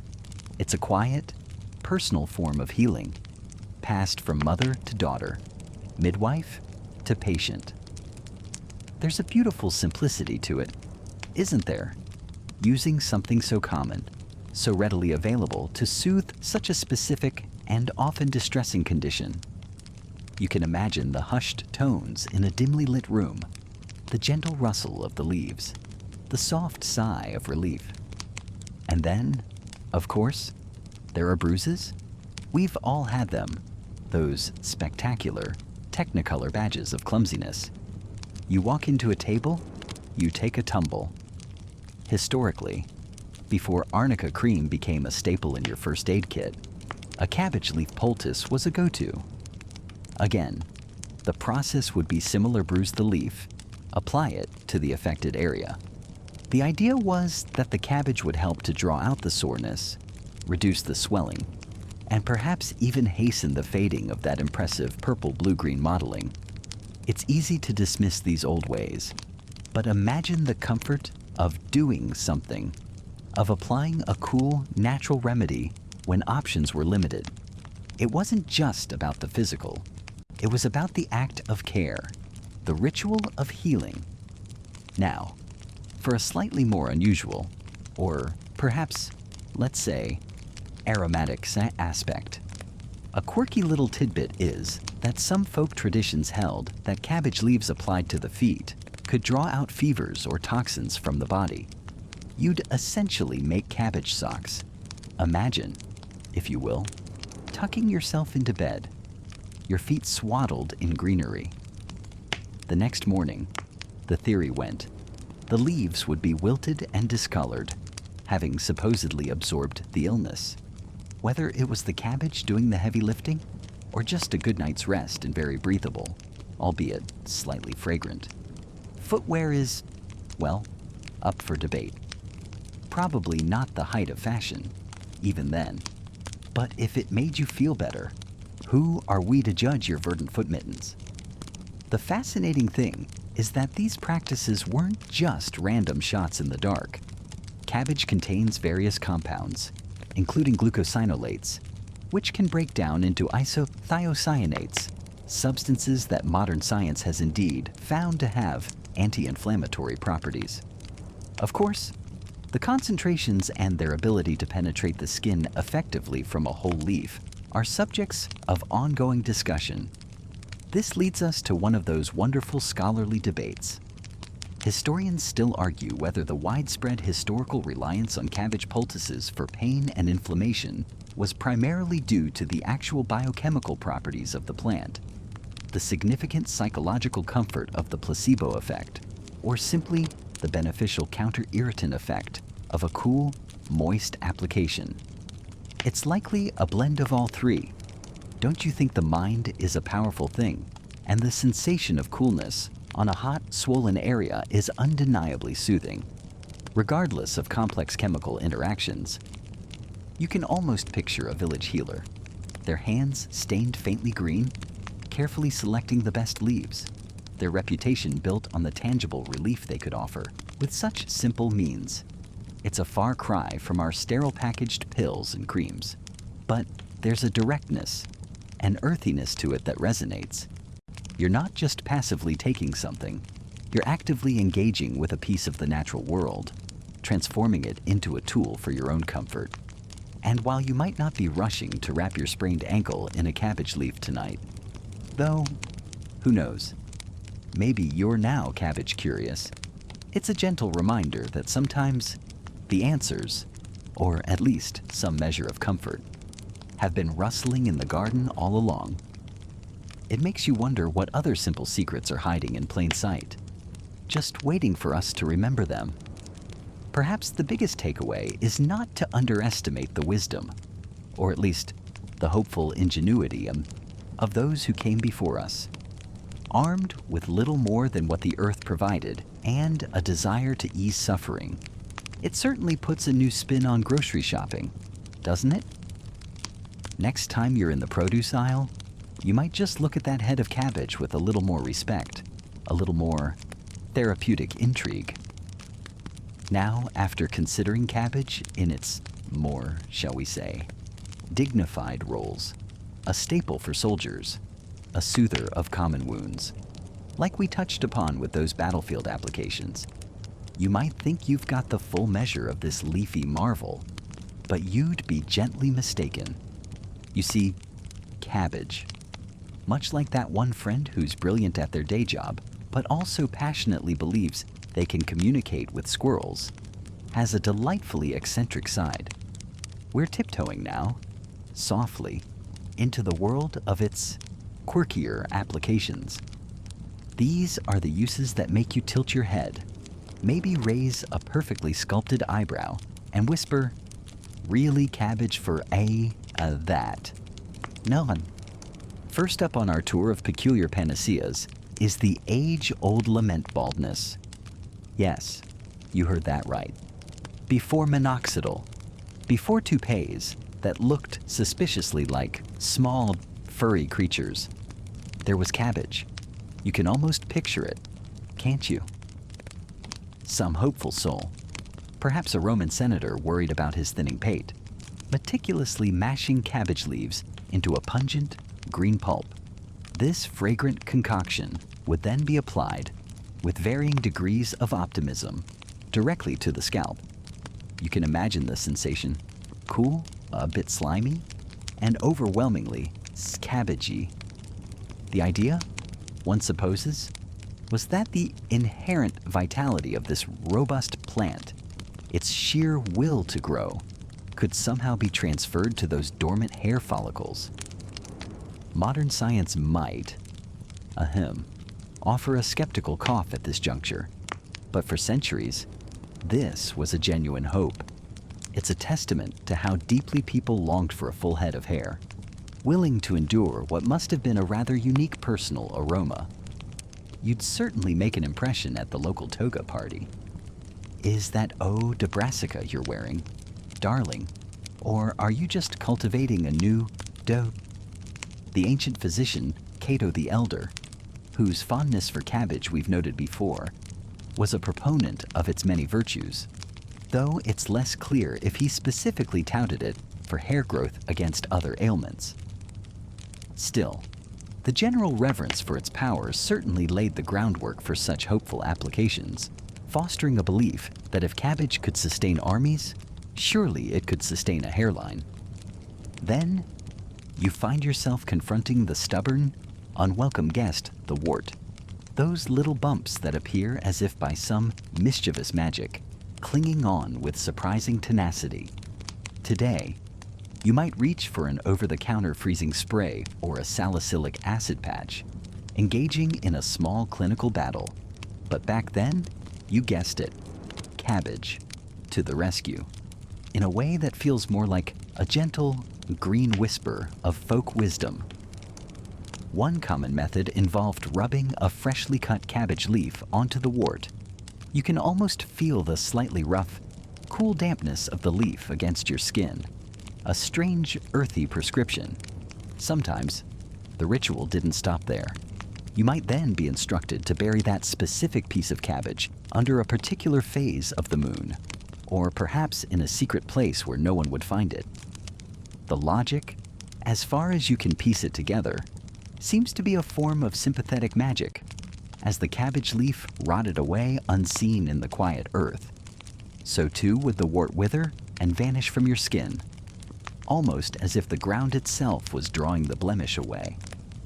Historians still argue whether fen, the perceived efficacy of these wart cures, was due to any inherent antiviral property of the cabbage, or if it was the powerful combination of the placebo effect, the focused ritual, and the body's own immune system eventually triumphing over the nuisance. It's fascinating, isn't it? The deep-seated belief that this common garden vegetable held the subtle secret to unblemishing your skin. Some sources even suggest specific types of cabbage or leaves picked at certain times of day for maximum wart-vanishing power. A quirky little tidbit suggesting a whole folk pharmacopoeia, whispered from one generation to the next, built around this one unassuming plant. Now, let's lean in a little closer, because this next one is particularly unexpected, even by the standards we're exploring. Hearing loss. Imagine the quiet dread of the world slowly dimming its sounds, the vibrant symphony of daily life fading, the voices of loved ones becoming faint, distant whispers. In a time before sophisticated audiology, before tiny powerful hearing aids, what could you possibly do when silence began to creep in? Well, some ancient healers proposed, with utmost seriousness, cabbage. Not to eat, necessarily, in this instance, but as a direct, topical application. You might encounter recipes for cabbage juice, carefully expressed from the crisp, veined leaves, to be gently dripped into the ear canal, or perhaps a warmed cabbage leaf, softened and pliable by steam or gentle heat, to be placed over the ear like a green, leafy earmuff, a comforting, if unusual, compress. You try to picture the sensation, the slightly ticklish, cool trickle of juice, a surprising feeling in such a delicate place, or the vegetal warmth of the leaf against your skin, muffling the already fading sounds further. Ironically, the theory behind it is, shall we say, wonderfully elusive to our modern understanding. Perhaps the natural drawing properties attributed to cabbage for wounds and swellings, like those poultices we discussed earlier for more visible afflictions, were thought to extend to drawing out whatever unseen blockage or ailment was impairing the hearing. Or maybe, and this is pure speculation offered with a gentle, sleepy smile, the sheer surprise of having cabbage juice squirted in your ear was thought to shock the auditory system back into full, vibrant action. Can you hear me now? One might hopefully ask. The reply, perhaps muffled, no, but my ear smells wonderfully of coleslaw. Numbed, this is certainly a lesser-known application, and one that truly highlights the sheer desperation and boundless creativity employed to find remedies for such profoundly debilitating conditions. And finally, we arrive at a truly timeless affliction, one that has plagued humanity since the very first, slightly too enthusiastic overindulgence in fermented grape juice or frothy barley brew, the dreaded hangover. Yes, even for this entirely self-inflicted misery, cabbage was presented as a noble champion, a green knight ready to battle the throbbing headache and queasy stomach. You wake up, your head feeling like a particularly enthusiastic blacksmith is using it for anvil practice, your mouth tasting like the forgotten corner of a dusty attic. What's the ancient solution? Not a greasy breakfast burrito or a suspiciously fizzy concoction of raw egg and Worcestershire sauce, but good old, unassuming cabbage.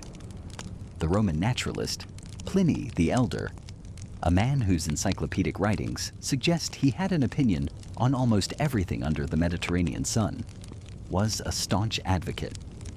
He suggested eating raw cabbage before a night of heavy drinking to prevent intoxication, a sort of preemptive strike, and then again the next morning to cure the inevitable, unpleasant repercussions.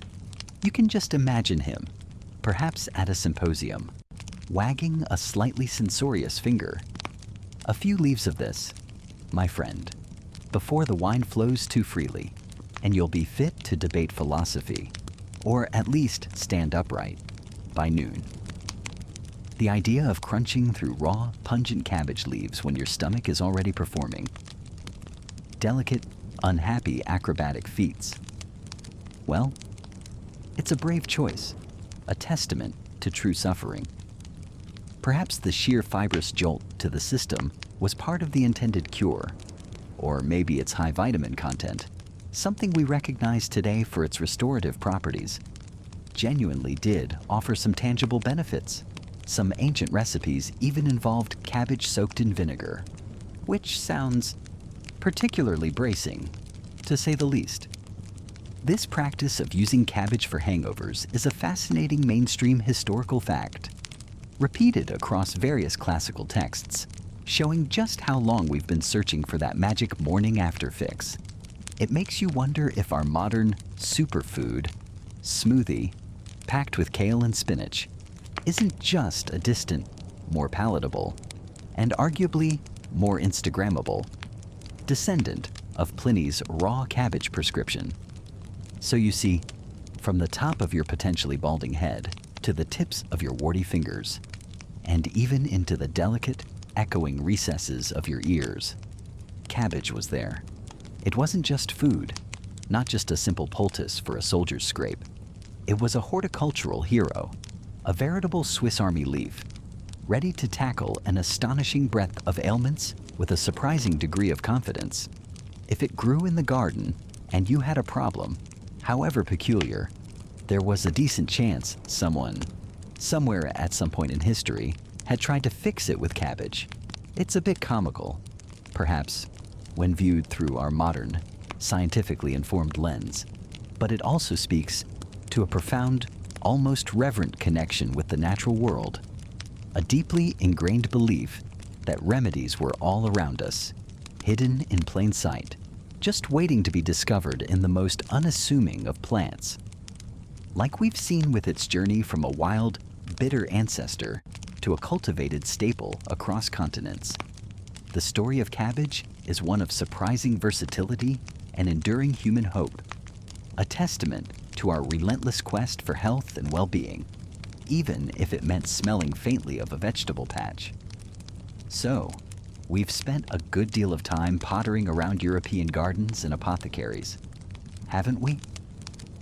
You've patiently listened as we've peeked over the shoulders of Greek physicians and Roman agronomists, watching them peer at cabbage leaves like they held the secrets of the universe, which, to be fair, for some ailments, they kind of did. Remember how Cato the Elder was practically a cabbage cult leader with his exhaustive lists of its virtues? It's enough to make you want to build a tiny shrine to a head of Savoy. But what about the rest of the world? Did this humble brassica, our leafy green friend, our sometimes gassy companion, get a similar VIP medicinal treatment elsewhere? Or was Europe having its own exclusive and slightly pungent cabbage party, complete with togas and excessive wine? Let's allow our minds to drift eastwards, shall we? Further than the Black Sea, beyond the lands where Alexander's armies marched, we're heading towards Asia, a vast continent humming with its own ancient and incredibly sophisticated traditions of medicine. You can almost smell the subtle blend of incense, drying herbs, and something earthy, perhaps a simmering decoction, as you step into this thought space. Imagine ancient China. For a moment, picture the bustling markets, the serene temples, the quiet rooms where scholars and physicians meticulously documented the properties of thousands of plants. Now, while specific mentions of cabbage, Brassica oleracea, as the Romans knew it, or its close cousins like bok choy or napa cabbage, which are Brassica rapa, as a standalone superstar in the grand theater of traditional Chinese medicine, might be a little more reserved in the earliest, most revered texts compared to, say, ginseng or ginger. It certainly wasn't lurking in the shadows, completely ignored. It's a mainstream historical fact that various forms of cabbage, including loose-leafed varieties, were cultivated in China well over 2,000 years ago, predating some of the more structured European accounts we've examined. These weren't just for stir-fries, though one imagines they made a delightful addition. In Chinese dietary therapy, which is so beautifully intertwined with medicine that it's hard to see where one ends and the other begins, foods are often chosen for their energetic properties. Cabbage, particularly varieties like napa, is often considered to have cooling properties, beneficial for clearing heat from the body, aiding digestion, and promoting urination. So, if you were feeling a bit hot and bothered internally, a dish featuring cabbage might be just what the doctor, or perhaps the wise village elder, ordered. It wasn't necessarily about grinding it into a poultice with the same theatrical flair as some of our European friends, but its role in maintaining balance and health was quietly acknowledged. Then, if you let your thoughts drift further south, towards the Indian subcontinent, the ancient wisdom of Ayurveda whispers through the ages. Cabbage, or kramaka, as it might be referred to in some older Sanskrit texts, though specific botanical identifications across ancient languages are always a delightful puzzle for scholars, finds its place here too. Much like in Chinese thought, and indeed, echoing the humoral theories we touched upon in Europe, remember that delicate balance of bodily fluids? Ayurveda considers the effect of foods on the doshas, vata, pitta, and kapha. Different types of cabbage, prepared in different ways, would be thought to influence these energies. Generally, it might be seen as having qualities that could aggravate vata if eaten raw in large quantities, perhaps due to its, shall we say, wind-producing nature. But when cooked, especially with warming spices, it could be quite balancing, particularly for pitta and kapha. Its use for detoxification, or as a gentle cleanser for the digestive system, resonates with some of the European ideas we've explored. Now, this is where the plot, like a good cabbage soup, thickens. You have these incredible networks, the legendary Silk Road snaking like a dusty ribbon across mountains and deserts, and maritime routes where ships, guided by the monsoon winds, connected the Roman Empire with India, and onwards to Southeast Asia and China. It's wonderfully romantic, isn't it? To imagine merchants bundled in furs or light cottons, not just trading precious silks, fragrant spices, and gleaming jewels, but also, perhaps tucked away in their baggage, seeds of unfamiliar plants, or scraps of knowledge about remedies. You can almost hear a whispered exchange in a bustling port city.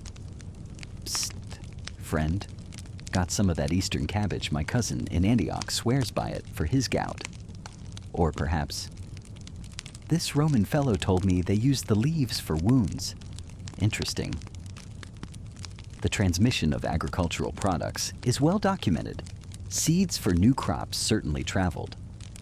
But medicinal ideas, especially for something as commonplace as a cabbage, that's a trickier path to trace. This leads us to the other fascinating possibility, independent discovery, or perhaps parallel development. It's not like they had a global cabbage conference call back then, moderated by Pliny the Elder via carrier pigeon, complete with PowerPoint slides on papyrus.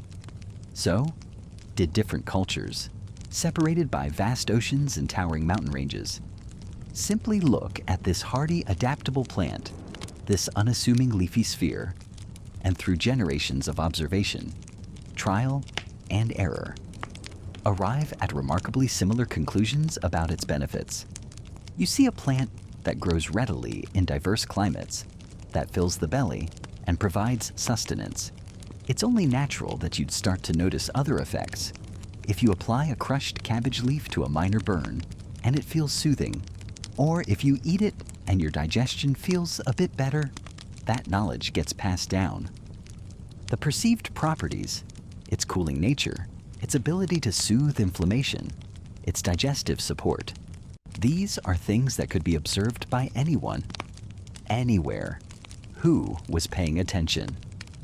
And this is where, as you might expect, the scholarly debates begin. Historians still argue whether the striking similarities in cabbage remedies, like its application as a poultice for skin afflictions, or its reputation as a digestive aid across such disparate cultures, point to ancient global networks of knowledge slowly diffusing these ideas, or simply to the plant's inherent, observable benefits leading to parallel innovation. It's a classic chicken or the cabbage seed scenario. Was it shared wisdom, or a case of great minds eat alike?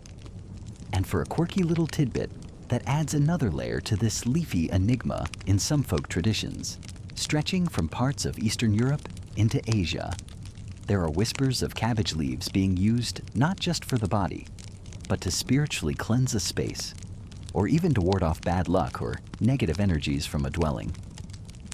Imagine, for a moment, someone carefully placing a cabbage leaf in the corner of a room, not for a snack, but like a fuzzy, green dream catcher. It's probably not as aromatically pleasing as a smudge stick after a few days. Mind you, I suspect the flies might become quite devoted followers, but if it brings peace of mind, who are we to judge? It just goes to show that the human relationship with plants, especially one as fundamental as cabbage, can weave its way into every aspect of life, from the profoundly medicinal to the subtly mystical. So, was it a case of convergent evolution of ideas? Or did some ancient influencer, a forgotten cabbage connoisseur, manage to spread the leafy gospel far and wide? The historical record, much like a dense head of red cabbage, holds its secrets tightly.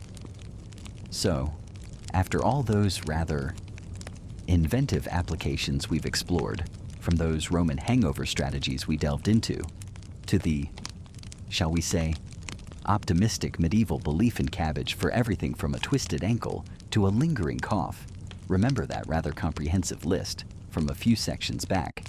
You might just be sitting there, perhaps with a warm drink cradled in your hands, simply wondering, why this unassuming, humble vegetable? Why did the cabbage, of all things, become such a ubiquitous, almost legendary figure in the grand, unfolding drama of historical home remedies? Well, you can probably guess one of the biggest reasons. Just close your eyes for a moment and picture it you're living in. Oh, let's say rural England, sometime in the 14th century, or perhaps ancient Gaul, or even a small village nestled in the Appalachian Mountains, much, much later. What's one plant you're almost guaranteed to see, thriving with a sort of cheerful, leafy stubbornness? That's right, good old cabbage. It's just there. You don't need a fancy greenhouse or exotic soils imported from distant lands. Cabbage is wonderfully, beautifully unfussy. It grows in cool weather. It tolerates less than perfect soil, and it produces a rather satisfying amount of, well, cabbage. You see it in the king's expansive kitchen gardens.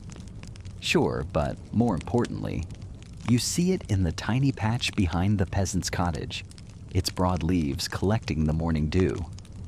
This incredible accessibility, this sheer, unadulterated presence, is undoubtedly a cornerstone of its medicinal reign. When you're feeling unwell, and the nearest town with an apothecary is a day's walk away, and his prices are, shall we say, aspirational, you turn to what's at hand.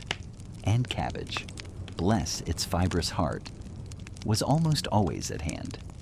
You didn't need a special writ from the local lord to harvest it from your own garden. It was yours, dependable, like an old, slightly lumpy green cushion. And then, of course, there's the matter of coin, or lack thereof. Cabbage wasn't just accessible, it was, to put it mildly, cheap.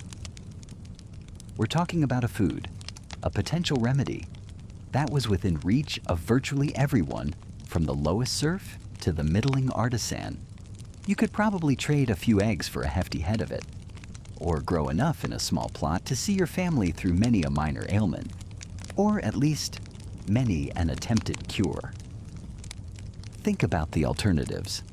Those exotic spices we mentioned earlier, like cinnamon or cloves, often lauded for their own, sometimes genuine medicinal properties. They cost a king's ransom, traversing dangerous trade routes, potions from an alchemist or a learned physician.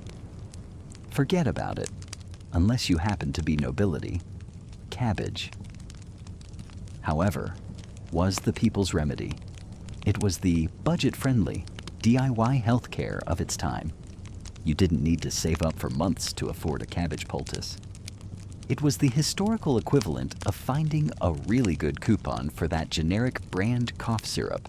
Not glamorous, perhaps, but it felt like a sensible, thrifty choice. And who doesn't love a bargain, especially when you're feeling a bit peaky? Now, we tiptoe into slightly more, let's call it nebulous territory. The perceived effectiveness. Did that cabbage leaf, dutifully applied to a swollen joint, actually do anything on a physiological level? Beyond perhaps a mild cooling sensation, or was its power more in the mind? That wonderfully complex and suggestible organ. This is where the ever-fascinating placebo effect likely throws its own rather large, leafy shadow. Imagine you're in pain. You're worried. Someone you trust, your mother, the village elder, even a respected text like the ones written by Cato the Elder, that staunch Roman we discussed, who famously championed cabbage as a cure-all for practically everything from indigestion to skin sores, tells you with unwavering conviction that this specific preparation of cabbage will help. You follow the instructions meticulously. You crush the leaves just so, perhaps warm them gently by the fire, just as you were told. And as you apply it, you expect relief. You believe in its power. And sometimes, that deeply held belief, that potent expectation, can genuinely trigger a physiological response. Your anxiety might lessen. Your perception of pain might decrease. The cabbage itself might just be an innocent bystander in this complex psychophysiological drama. But it gets all the credit.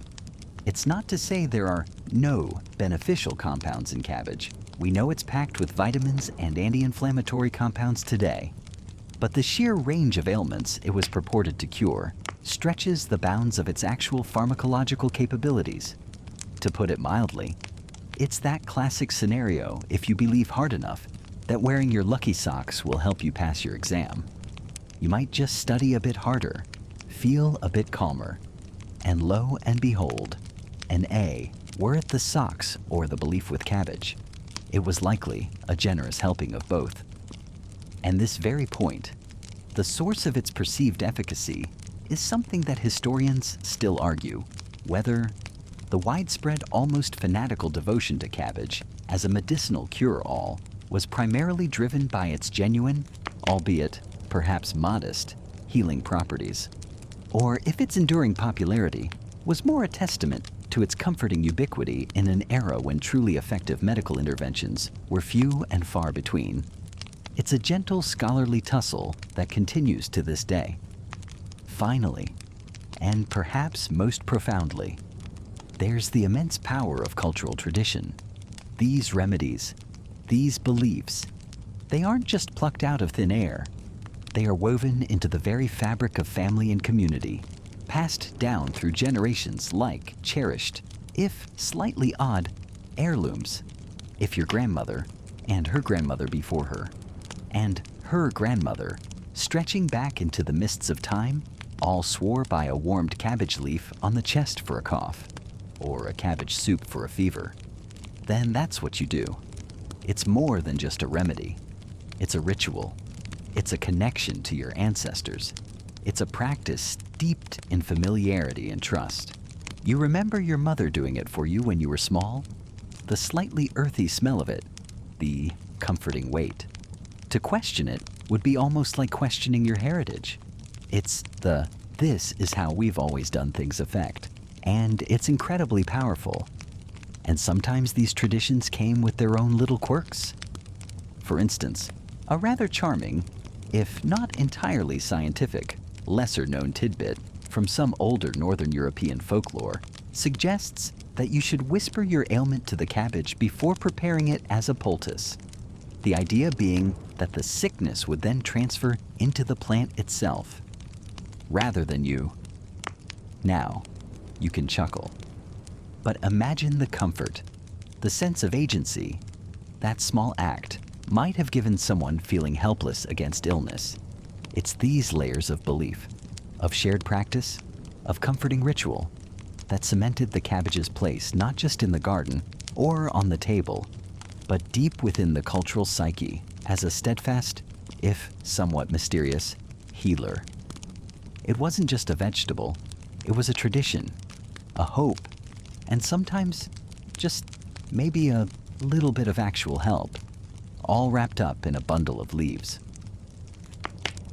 And so, you see how our humble cabbage, this verdant hero of the people, reached such lofty heights, recommended by physicians, praised by scholars, and munched on by emperors. Remember Pliny the Elder practically writing love sonnets to it, and Cato, who seemed to think it could cure, well, everything. For centuries, it really was the go-to, the penicillin of the pre-penicillin world, the duct tape of the Dark Ages and beyond. But, like all empires, even the empire of cabbage in formal medicine eventually begins to see, let's call them market corrections. You find yourself now, as the mists of the late medieval period begin to part, standing on the cusp of the Renaissance. There's a new scent in the air, a metallic tang mingling with the old familiar herbal aromas.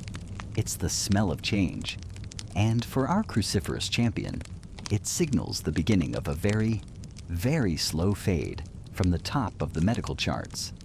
The shift isn't dramatic, not like a sudden cabbage market crash. Oh no, it's far more insidious. A gradual erosion of its authority within the hallowed halls of formalized medical practice. You walk through the newly paved streets of a bustling European city, perhaps Florence or Padua. The universities are buzzing. Thinkers are looking back at the classical texts, yes, but some are starting to do something truly radical. They're looking at the world around them, and even inside the human body, with fresh eyes. You see, up until now, much of medicine was based on the writings of ancient authorities like Galen. If Galen said it, well, that was pretty much the final word. But now, figures like Andreas Vesalius are actually, dissecting human bodies. Imagine the scene: students huddled around a cadaver, the flickering candlelight illuminating exposed muscles and organs. A far cry from just reading a dusty old scroll. Vesalius, with his groundbreaking work, De Humani Corporis Fabrica, in 1543, shows the world the actual human anatomy in unprecedented detail. This isn't directly about cabbage, of course, but it's a seismic shift in how medical knowledge is acquired. If we're learning new things about how the body is built, maybe our old ideas about how to fix it need a rethink too. Suddenly, just slapping a cabbage leaf on something because Galen or Cato, for that matter, said so starts to feel a little quaint, at least to the forward thinkers. Then, swaggering onto the scene, comes a figure like Paracelsus in the early 16th century. Picture him a Swiss physician, alchemist, and general intellectual disruptor. He's brash, he's controversial, and he famously burned the works of Avicenna and Galen in a public bonfire. Talk about making a statement. Paracelsus champions a new idea called iatrochemistry, essentially medicine based on chemistry and alchemy. He believes that the body is a chemical system, and diseases are caused by chemical imbalances that require chemical remedies.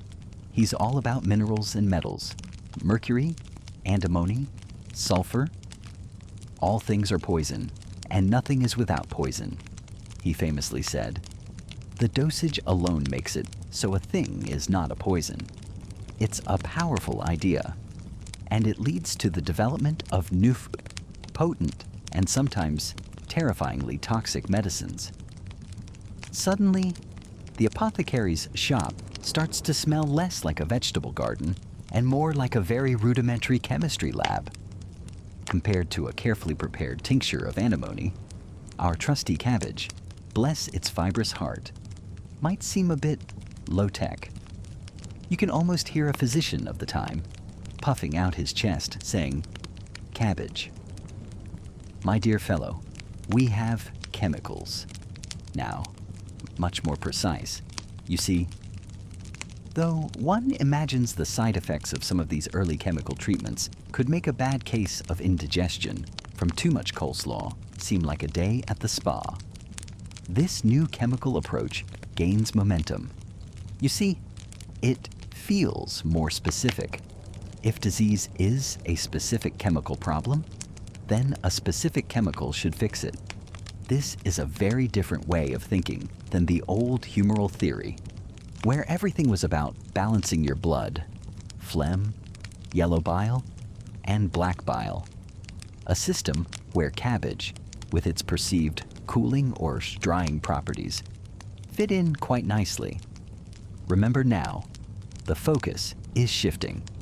Mainstream historical fact alert a bit later. In 1628, William Harvey publishes his work demonstrating the circulation of blood, driven by the heart as a pump. This is monumental. It's another piece of the puzzle showing the body as a complex, understandable system, not just a mysterious vessel of humors. Understanding blood flow changes everything. How you think about fevers, about how substances, medicines, or poisons travel through the body.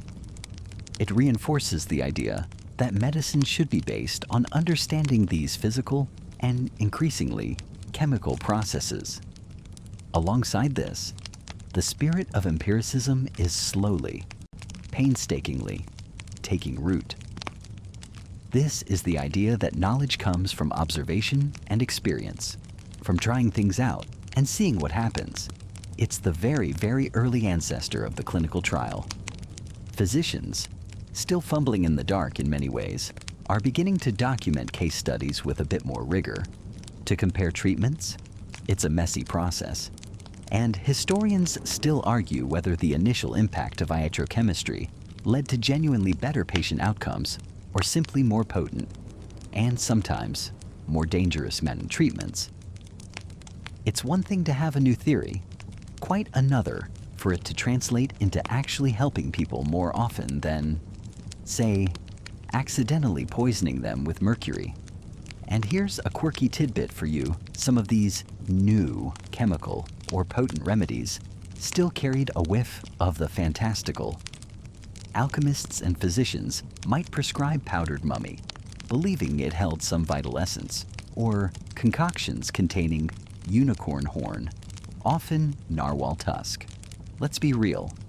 Right alongside their genuinely innovative metallic salts. It's a transitional period, a fascinating, if slightly alarming, blend of the old and the new. You can almost imagine someone saying, "Right, take this antimony compound, and for good measure, here's a pinch of unicorn horn.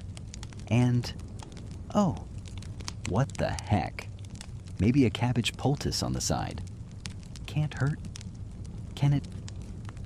That last part, though, is what's changing in formal medicine.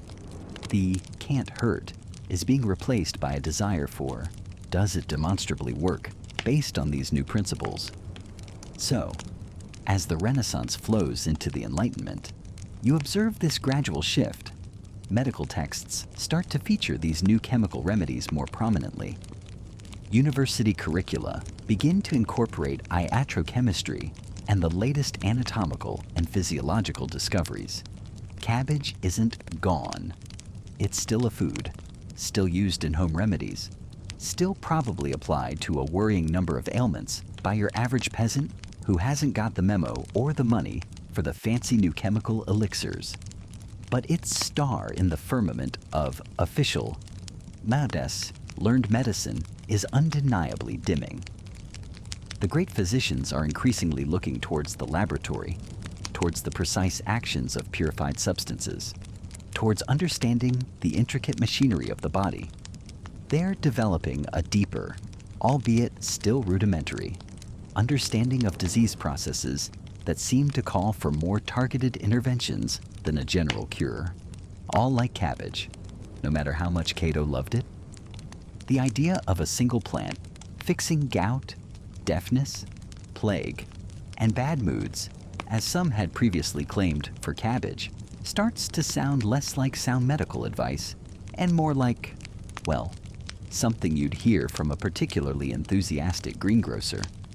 And let's be honest, even the most dedicated cabbage enthusiast might pause if offered a choice between a cabbage leaf and what was pitched as a scientifically formulated quicksilver potion for their ills, even if the potion had a 50-50 chance of making things spectacularly worse.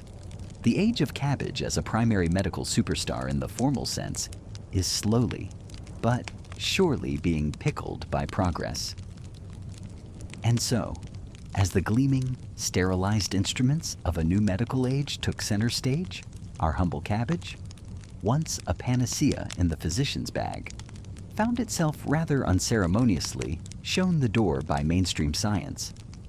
But you know how it is with old habits, especially the ones that feel like they work, or at least the ones Grandma swore by. They don't just pack up and leave town. They linger. They find new homes in the quiet corners of folk wisdom, passed down through whispers and knowing glances, long after the doctors have scoffed and moved on to their latest injectable miracle. You see, even as official medical texts began to omit cabbage from their pharmacopoeias, it continued its reign in the realm of home remedies. And why wouldn't it? Think about it. Your great-aunt Mildred, living miles from the nearest town, isn't about to consult the New England Journal of Medicine when her knee swells up after a tussle with a stubborn goat. No, she's going to reach for what's familiar, what's available, and what doesn't cost a week's wages. And there, in the garden, sits the ever-reliable cabbage, plump and unassuming, ready for duty. It's cheap, it's everywhere. And for generations, it's been the go-to. This accessibility is key. Remember how even the Romans, like Cato, championed its widespread use because it was for everyone. That democratic appeal doesn't just vanish. The remedies themselves often mirrored those ancient practices we talked about. You can almost picture it a poultice, just like Pliny might have described, being carefully prepared. Those cool, sturdy leaves, perhaps slightly bruised to release their juices. That signature, slightly earthy aroma filling a rustic kitchen. You might see them applied to a sprained ankle, a bruised shin, or even a stubborn boil. The idea being to draw out the inflammation, the heat, the bad humors. A concept that, while medically outdated, still resonates in folk understanding. The logic is simple. It feels cool, it's moist, and if you believe it helps, well, that's half the battle, isn't it? It's the ultimate low-tech, high-touch solution. And then there's the cabbage leaf for engorgement, a remedy so persistent you can find it recommended on parenting forums and by lactation consultants even today. A cool, clean cabbage leaf tucked into a bra. It sounds almost comical, a scene from a very specific kind of vegetable-themed sitcom. Yet, countless women swear by its soothing relief. Is it the coolness, the shape? Some unstudied enzyme, who knows? But the tradition persists with a tenacity that would make a limpet proud. It wasn't just external applications. Cabbage juice, that potent elixir we touched upon earlier, also maintained its place in the folk medicine cabinet, particularly for digestive complaints. If you had a rumbly tummy, or what your grandmother might vaguely term acidity, or a delicate stomach, a shot of fresh cabbage juice might have been prescribed. Probably not the tastiest beverage you've ever imagined. A bit like liquid disappointment with a hint of lawn clippings. But if it settled things down, you wouldn't argue. Now, a fascinating mainstream historical fact that dovetails with this is the impact of the Flexner Report in 1910. This report radically reformed medical education in North America, standardizing it along scientific lines and effectively pushing many traditional and eclectic medical schools out of existence. This further solidified the divide between official medicine and what became folk or alternative practices, creating even more space for remedies like cabbage to thrive in those non-mainstream niches. While doctors were learning about germ theory and complex pharmacology, folk healers and grandmothers were still relying on the empirical evidence of generations. You might wonder where you'd even encounter these cabbage traditions today, outside of a very specific internet rabbit hole. Well, they're often tucked away in old family recipe books, scribbled in the margins next to a recipe for coleslaw. They surface in conversations with older relatives, who might casually mention, "Oh, for a bee sting. We always used a cabbage leaf." You'll find them alive and well in certain rural communities, or within immigrant cultures that brought their ancestral remedies with them.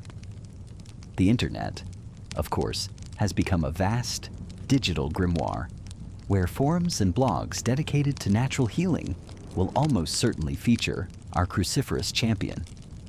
People share their experiences, their grandmother's secrets, keeping these practices alive in a new, interconnected way.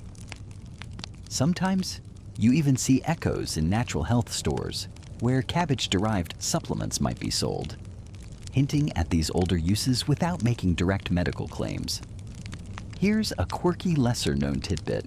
For you, some old European farming almanacs suggested that planting cabbage by the dark of the moon, while whispering your ailments to the seeds, would ensure the grown cabbages had extra healing power for those specific issues. It's a beautiful blend of sympathetic magic and practical horticulture, isn't it?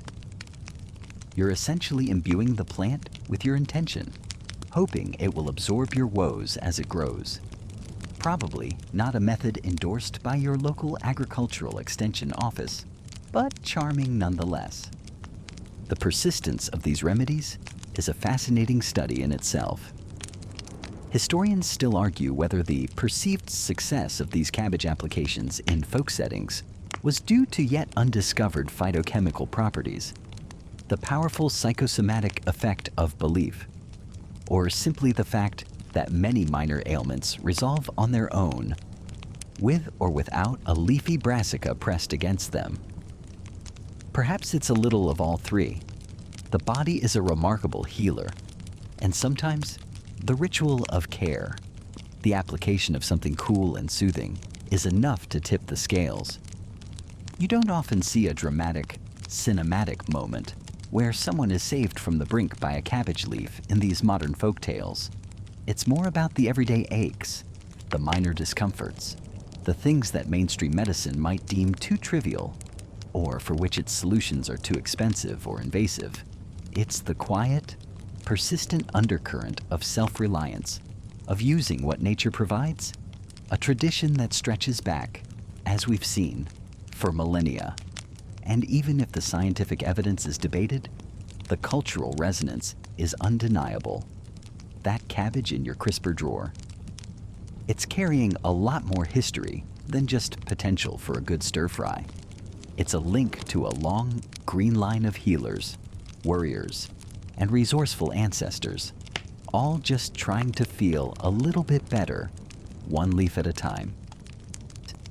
And so, here we are, at the very end of our rather verdant voyage, looking back across the centuries at the long, strange, and surprisingly persistent legacy of leafy cures, specifically our humble, unassuming friend, the cabbage.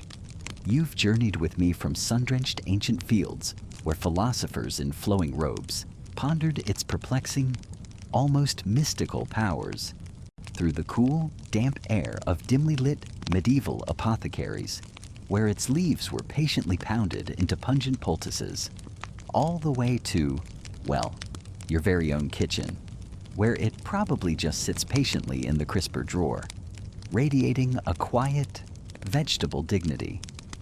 It's been quite the odyssey, hasn't it?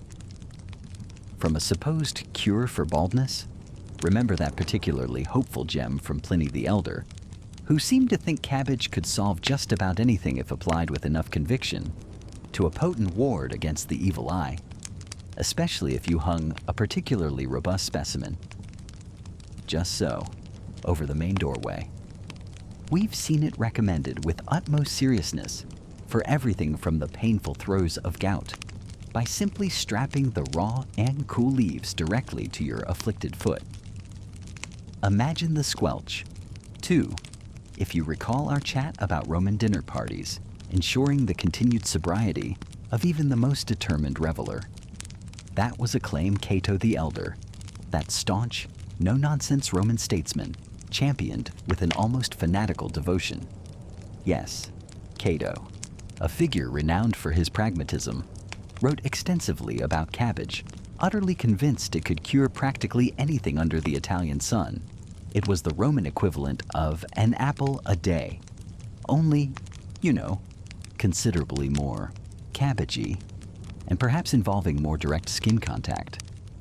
You've heard tales, whispered down through the ages, of cabbage being used to divine the future if you prepared and consumed it under a perfectly full moon, while perhaps reciting a specific incantation, or maybe hopping on one foot. Okay, I might have embellished the hopping part, but some rituals we explored were nearly that specific, weren't they? And then there was that rather distinctly aromatic application we discussed, the one for drawing out ill humors from a feverish patient. Let's just say it involved a warm, wilted cabbage compress and a very, very patient individual, probably holding their breath. We've certainly encountered our fair share of remedies that make you tilt your head and wonder if they were just trying to see what they could get people to do. Feeling a bit down in the dumps? Are we? Try wearing this large cabbage leaf like a tiny, rather despairing, organic hat. It's a universe away from a modern therapist's couch, though perhaps equally effective if the sheer, unadulterated absurdity of it managed to make you laugh, a cure in itself. Historians still argue whether the peasants' steadfast embrace of cabbage throughout the harsh medieval centuries and beyond was purely pragmatic after all. It grew with reliable ease in varied climates. It was undeniably cheap. It filled the belly when little else would, or if there was a genuine, deeply ingrained belief in its more mystical, almost talismanic, protective qualities. Qualities like its supposed ability to absorb negativity from a room, or even draw out sickness. A quirky tidbit we touched upon when discussing those old household superstitions and warding rituals back in, what was it? Section 7, the line between practical, observable nutrition and deeply rooted folkloric medicine was, as we've seen time and time again, often wonderfully, bewilderingly, and sometimes hilariously blurred. But here's the truly fascinating part. The little twist at the end of our tale, amidst all the wildly exaggerated claims and, let's be perfectly honest, some downright bizarre head-scratching practices. there's a persistent kernel of truth that modern science is now, rather belatedly, nodding its white-coated head in agreement with. You see, while that cabbage leaf, perched jauntily on your head, probably isn't going to magically regrow your hair or cure your existential melancholy. Sorry to be the bearer of disappointing news there. Fear, the stuff you actually eat and is genuinely, certifiably packed with goodness. Your modern-day alchemist, the nutritionist armed with charts and studies, will tell you that cabbage is a fantastic source of vitamin C. Yes, the very same vitamin C that helps bolster your immune system. Maybe not quite warding off the Black Death, as some desperate medieval texts rather optimistically suggested, but certainly helping your body fight off a common cold, which, back then, without antibiotics or even basic sanitation, could easily escalate into something much more serious. And then there's vitamin K, absolutely crucial for proper blood clotting and maintaining bone health. Remember all those cabbage poultices we talked about for wounds and sores? While the direct application of a crushed leaf might have been more about the soothing coolness, the placebo effect of doing something, nouns, or perhaps even some mild antiseptic properties, a diet consistently rich in vitamin K would have genuinely helped with healing from the inside out, making those bodies more resilient. It's also absolutely loaded with fiber, which, as your gut microbiome will happily gurgle its approval for, is brilliant for smooth and happy digestion. Perhaps not quite the dramatic cleansing of all internal woes and obstructions that some ancient healers promised with a flourish, but certainly a good, solid start for a happy, well-functioning digestive system. You might not be banishing actual demons with it by eating a hearty stew, but you're definitely giving your beneficial gut flora a 5-star, Michelin-worthy meal. Modern science also points to some very interesting compounds called glucosinolates found abundantly in cabbage and its cruciferous cousins. These have been, and continue to be studied for their potential anti-cancer properties. Now, this is a very long way from claiming cabbage is a cure for cancer. Absolutely not. And we must be exceptionally clear and responsible on that point. But it does suggest that some of those ancient intuitions, those gut feelings about cabbage being protective or strengthening, food weren't entirely off the mark, even if their explanations involved, say, its inherent earthy vigor or its phlegm balancing nature according to humoral theory. And if you happen to choose a vibrant red cabbage, you get a lovely bonus dose of anthocyanins, which are powerful antioxidants that give it that beautiful, rich color and help your body fight off those pesky free radicals. So, while it certainly won't, as one particularly enthusiastic 17th century herbalist boldly claimed, cureth the grievous bite of a mad doggo, please. Please, see a qualified medical doctor immediately for that, not the vegetable aisle. It does offer some very real, scientifically backed health benefits. It's a beautiful and frankly quite funny contrast when you lay it all out, isn't it? The historical claims, so grand and sweeping. Cabbage as a panacea, a universal antidote, a magical ward against all unseen evils. And then the modern validation, so much more modest, more specific, but grounded in the quiet, precise language of vitamins, minerals, and complex phytochemicals. It's a bit like discovering your wonderfully eccentric great aunt, the one who told you fantastical stories about talking to squirrels and finding ancient treasure in the back garden, actually left you a very sensible and surprisingly valuable stock portfolio. You deeply appreciate the sensible, beneficial outcome. Of course, but you can't help but miss the thrilling tales of the talking squirrels just a little. So, as we gently leave our leafy protagonist to its continued, albeit now more scientifically understood, service to humanity, You can see how its long and storied history is a mirror to our own evolving understanding of health, of nature, and of the often winding, sometimes bewildering path from folklore to verifiable fact. It's a humble testament to how ancient peoples, through keen observation, trial and error, and perhaps a healthy dose of wishful thinking, sometimes stumbled upon things that truly worked, even if their explanations for why they worked were a charming tapestry of myth and metaphor. The cabbage, in its crisp, unassuming, tightly packed layers, holds not just water and nutrients, but centuries of human hope, deep-seated superstition, and a surprising amount of enduring dietary wisdom. Next time you're slicing one up for coleslaw, or simmering it in a stew, perhaps you'll give a little nod to Cato, or spare a fleeting thought for the medieval peasant, hoping its satisfying crunch would keep the doctor and his leeches far, far away. You're participating in a very, very long and rather flavorful tradition. Okay, the time has come to gently close the book on our Cabbage Chronicle.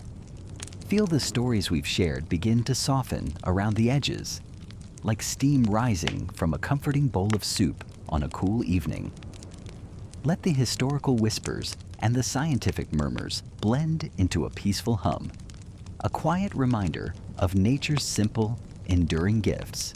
As you drift, perhaps you'll even dream of verdant fields stretching out under a soft, moonlit sky. Thank you for joining me on this leafy exploration. Until next time, may your nights be restful and your thoughts be calm. Sleep well. Whispered Sleep Well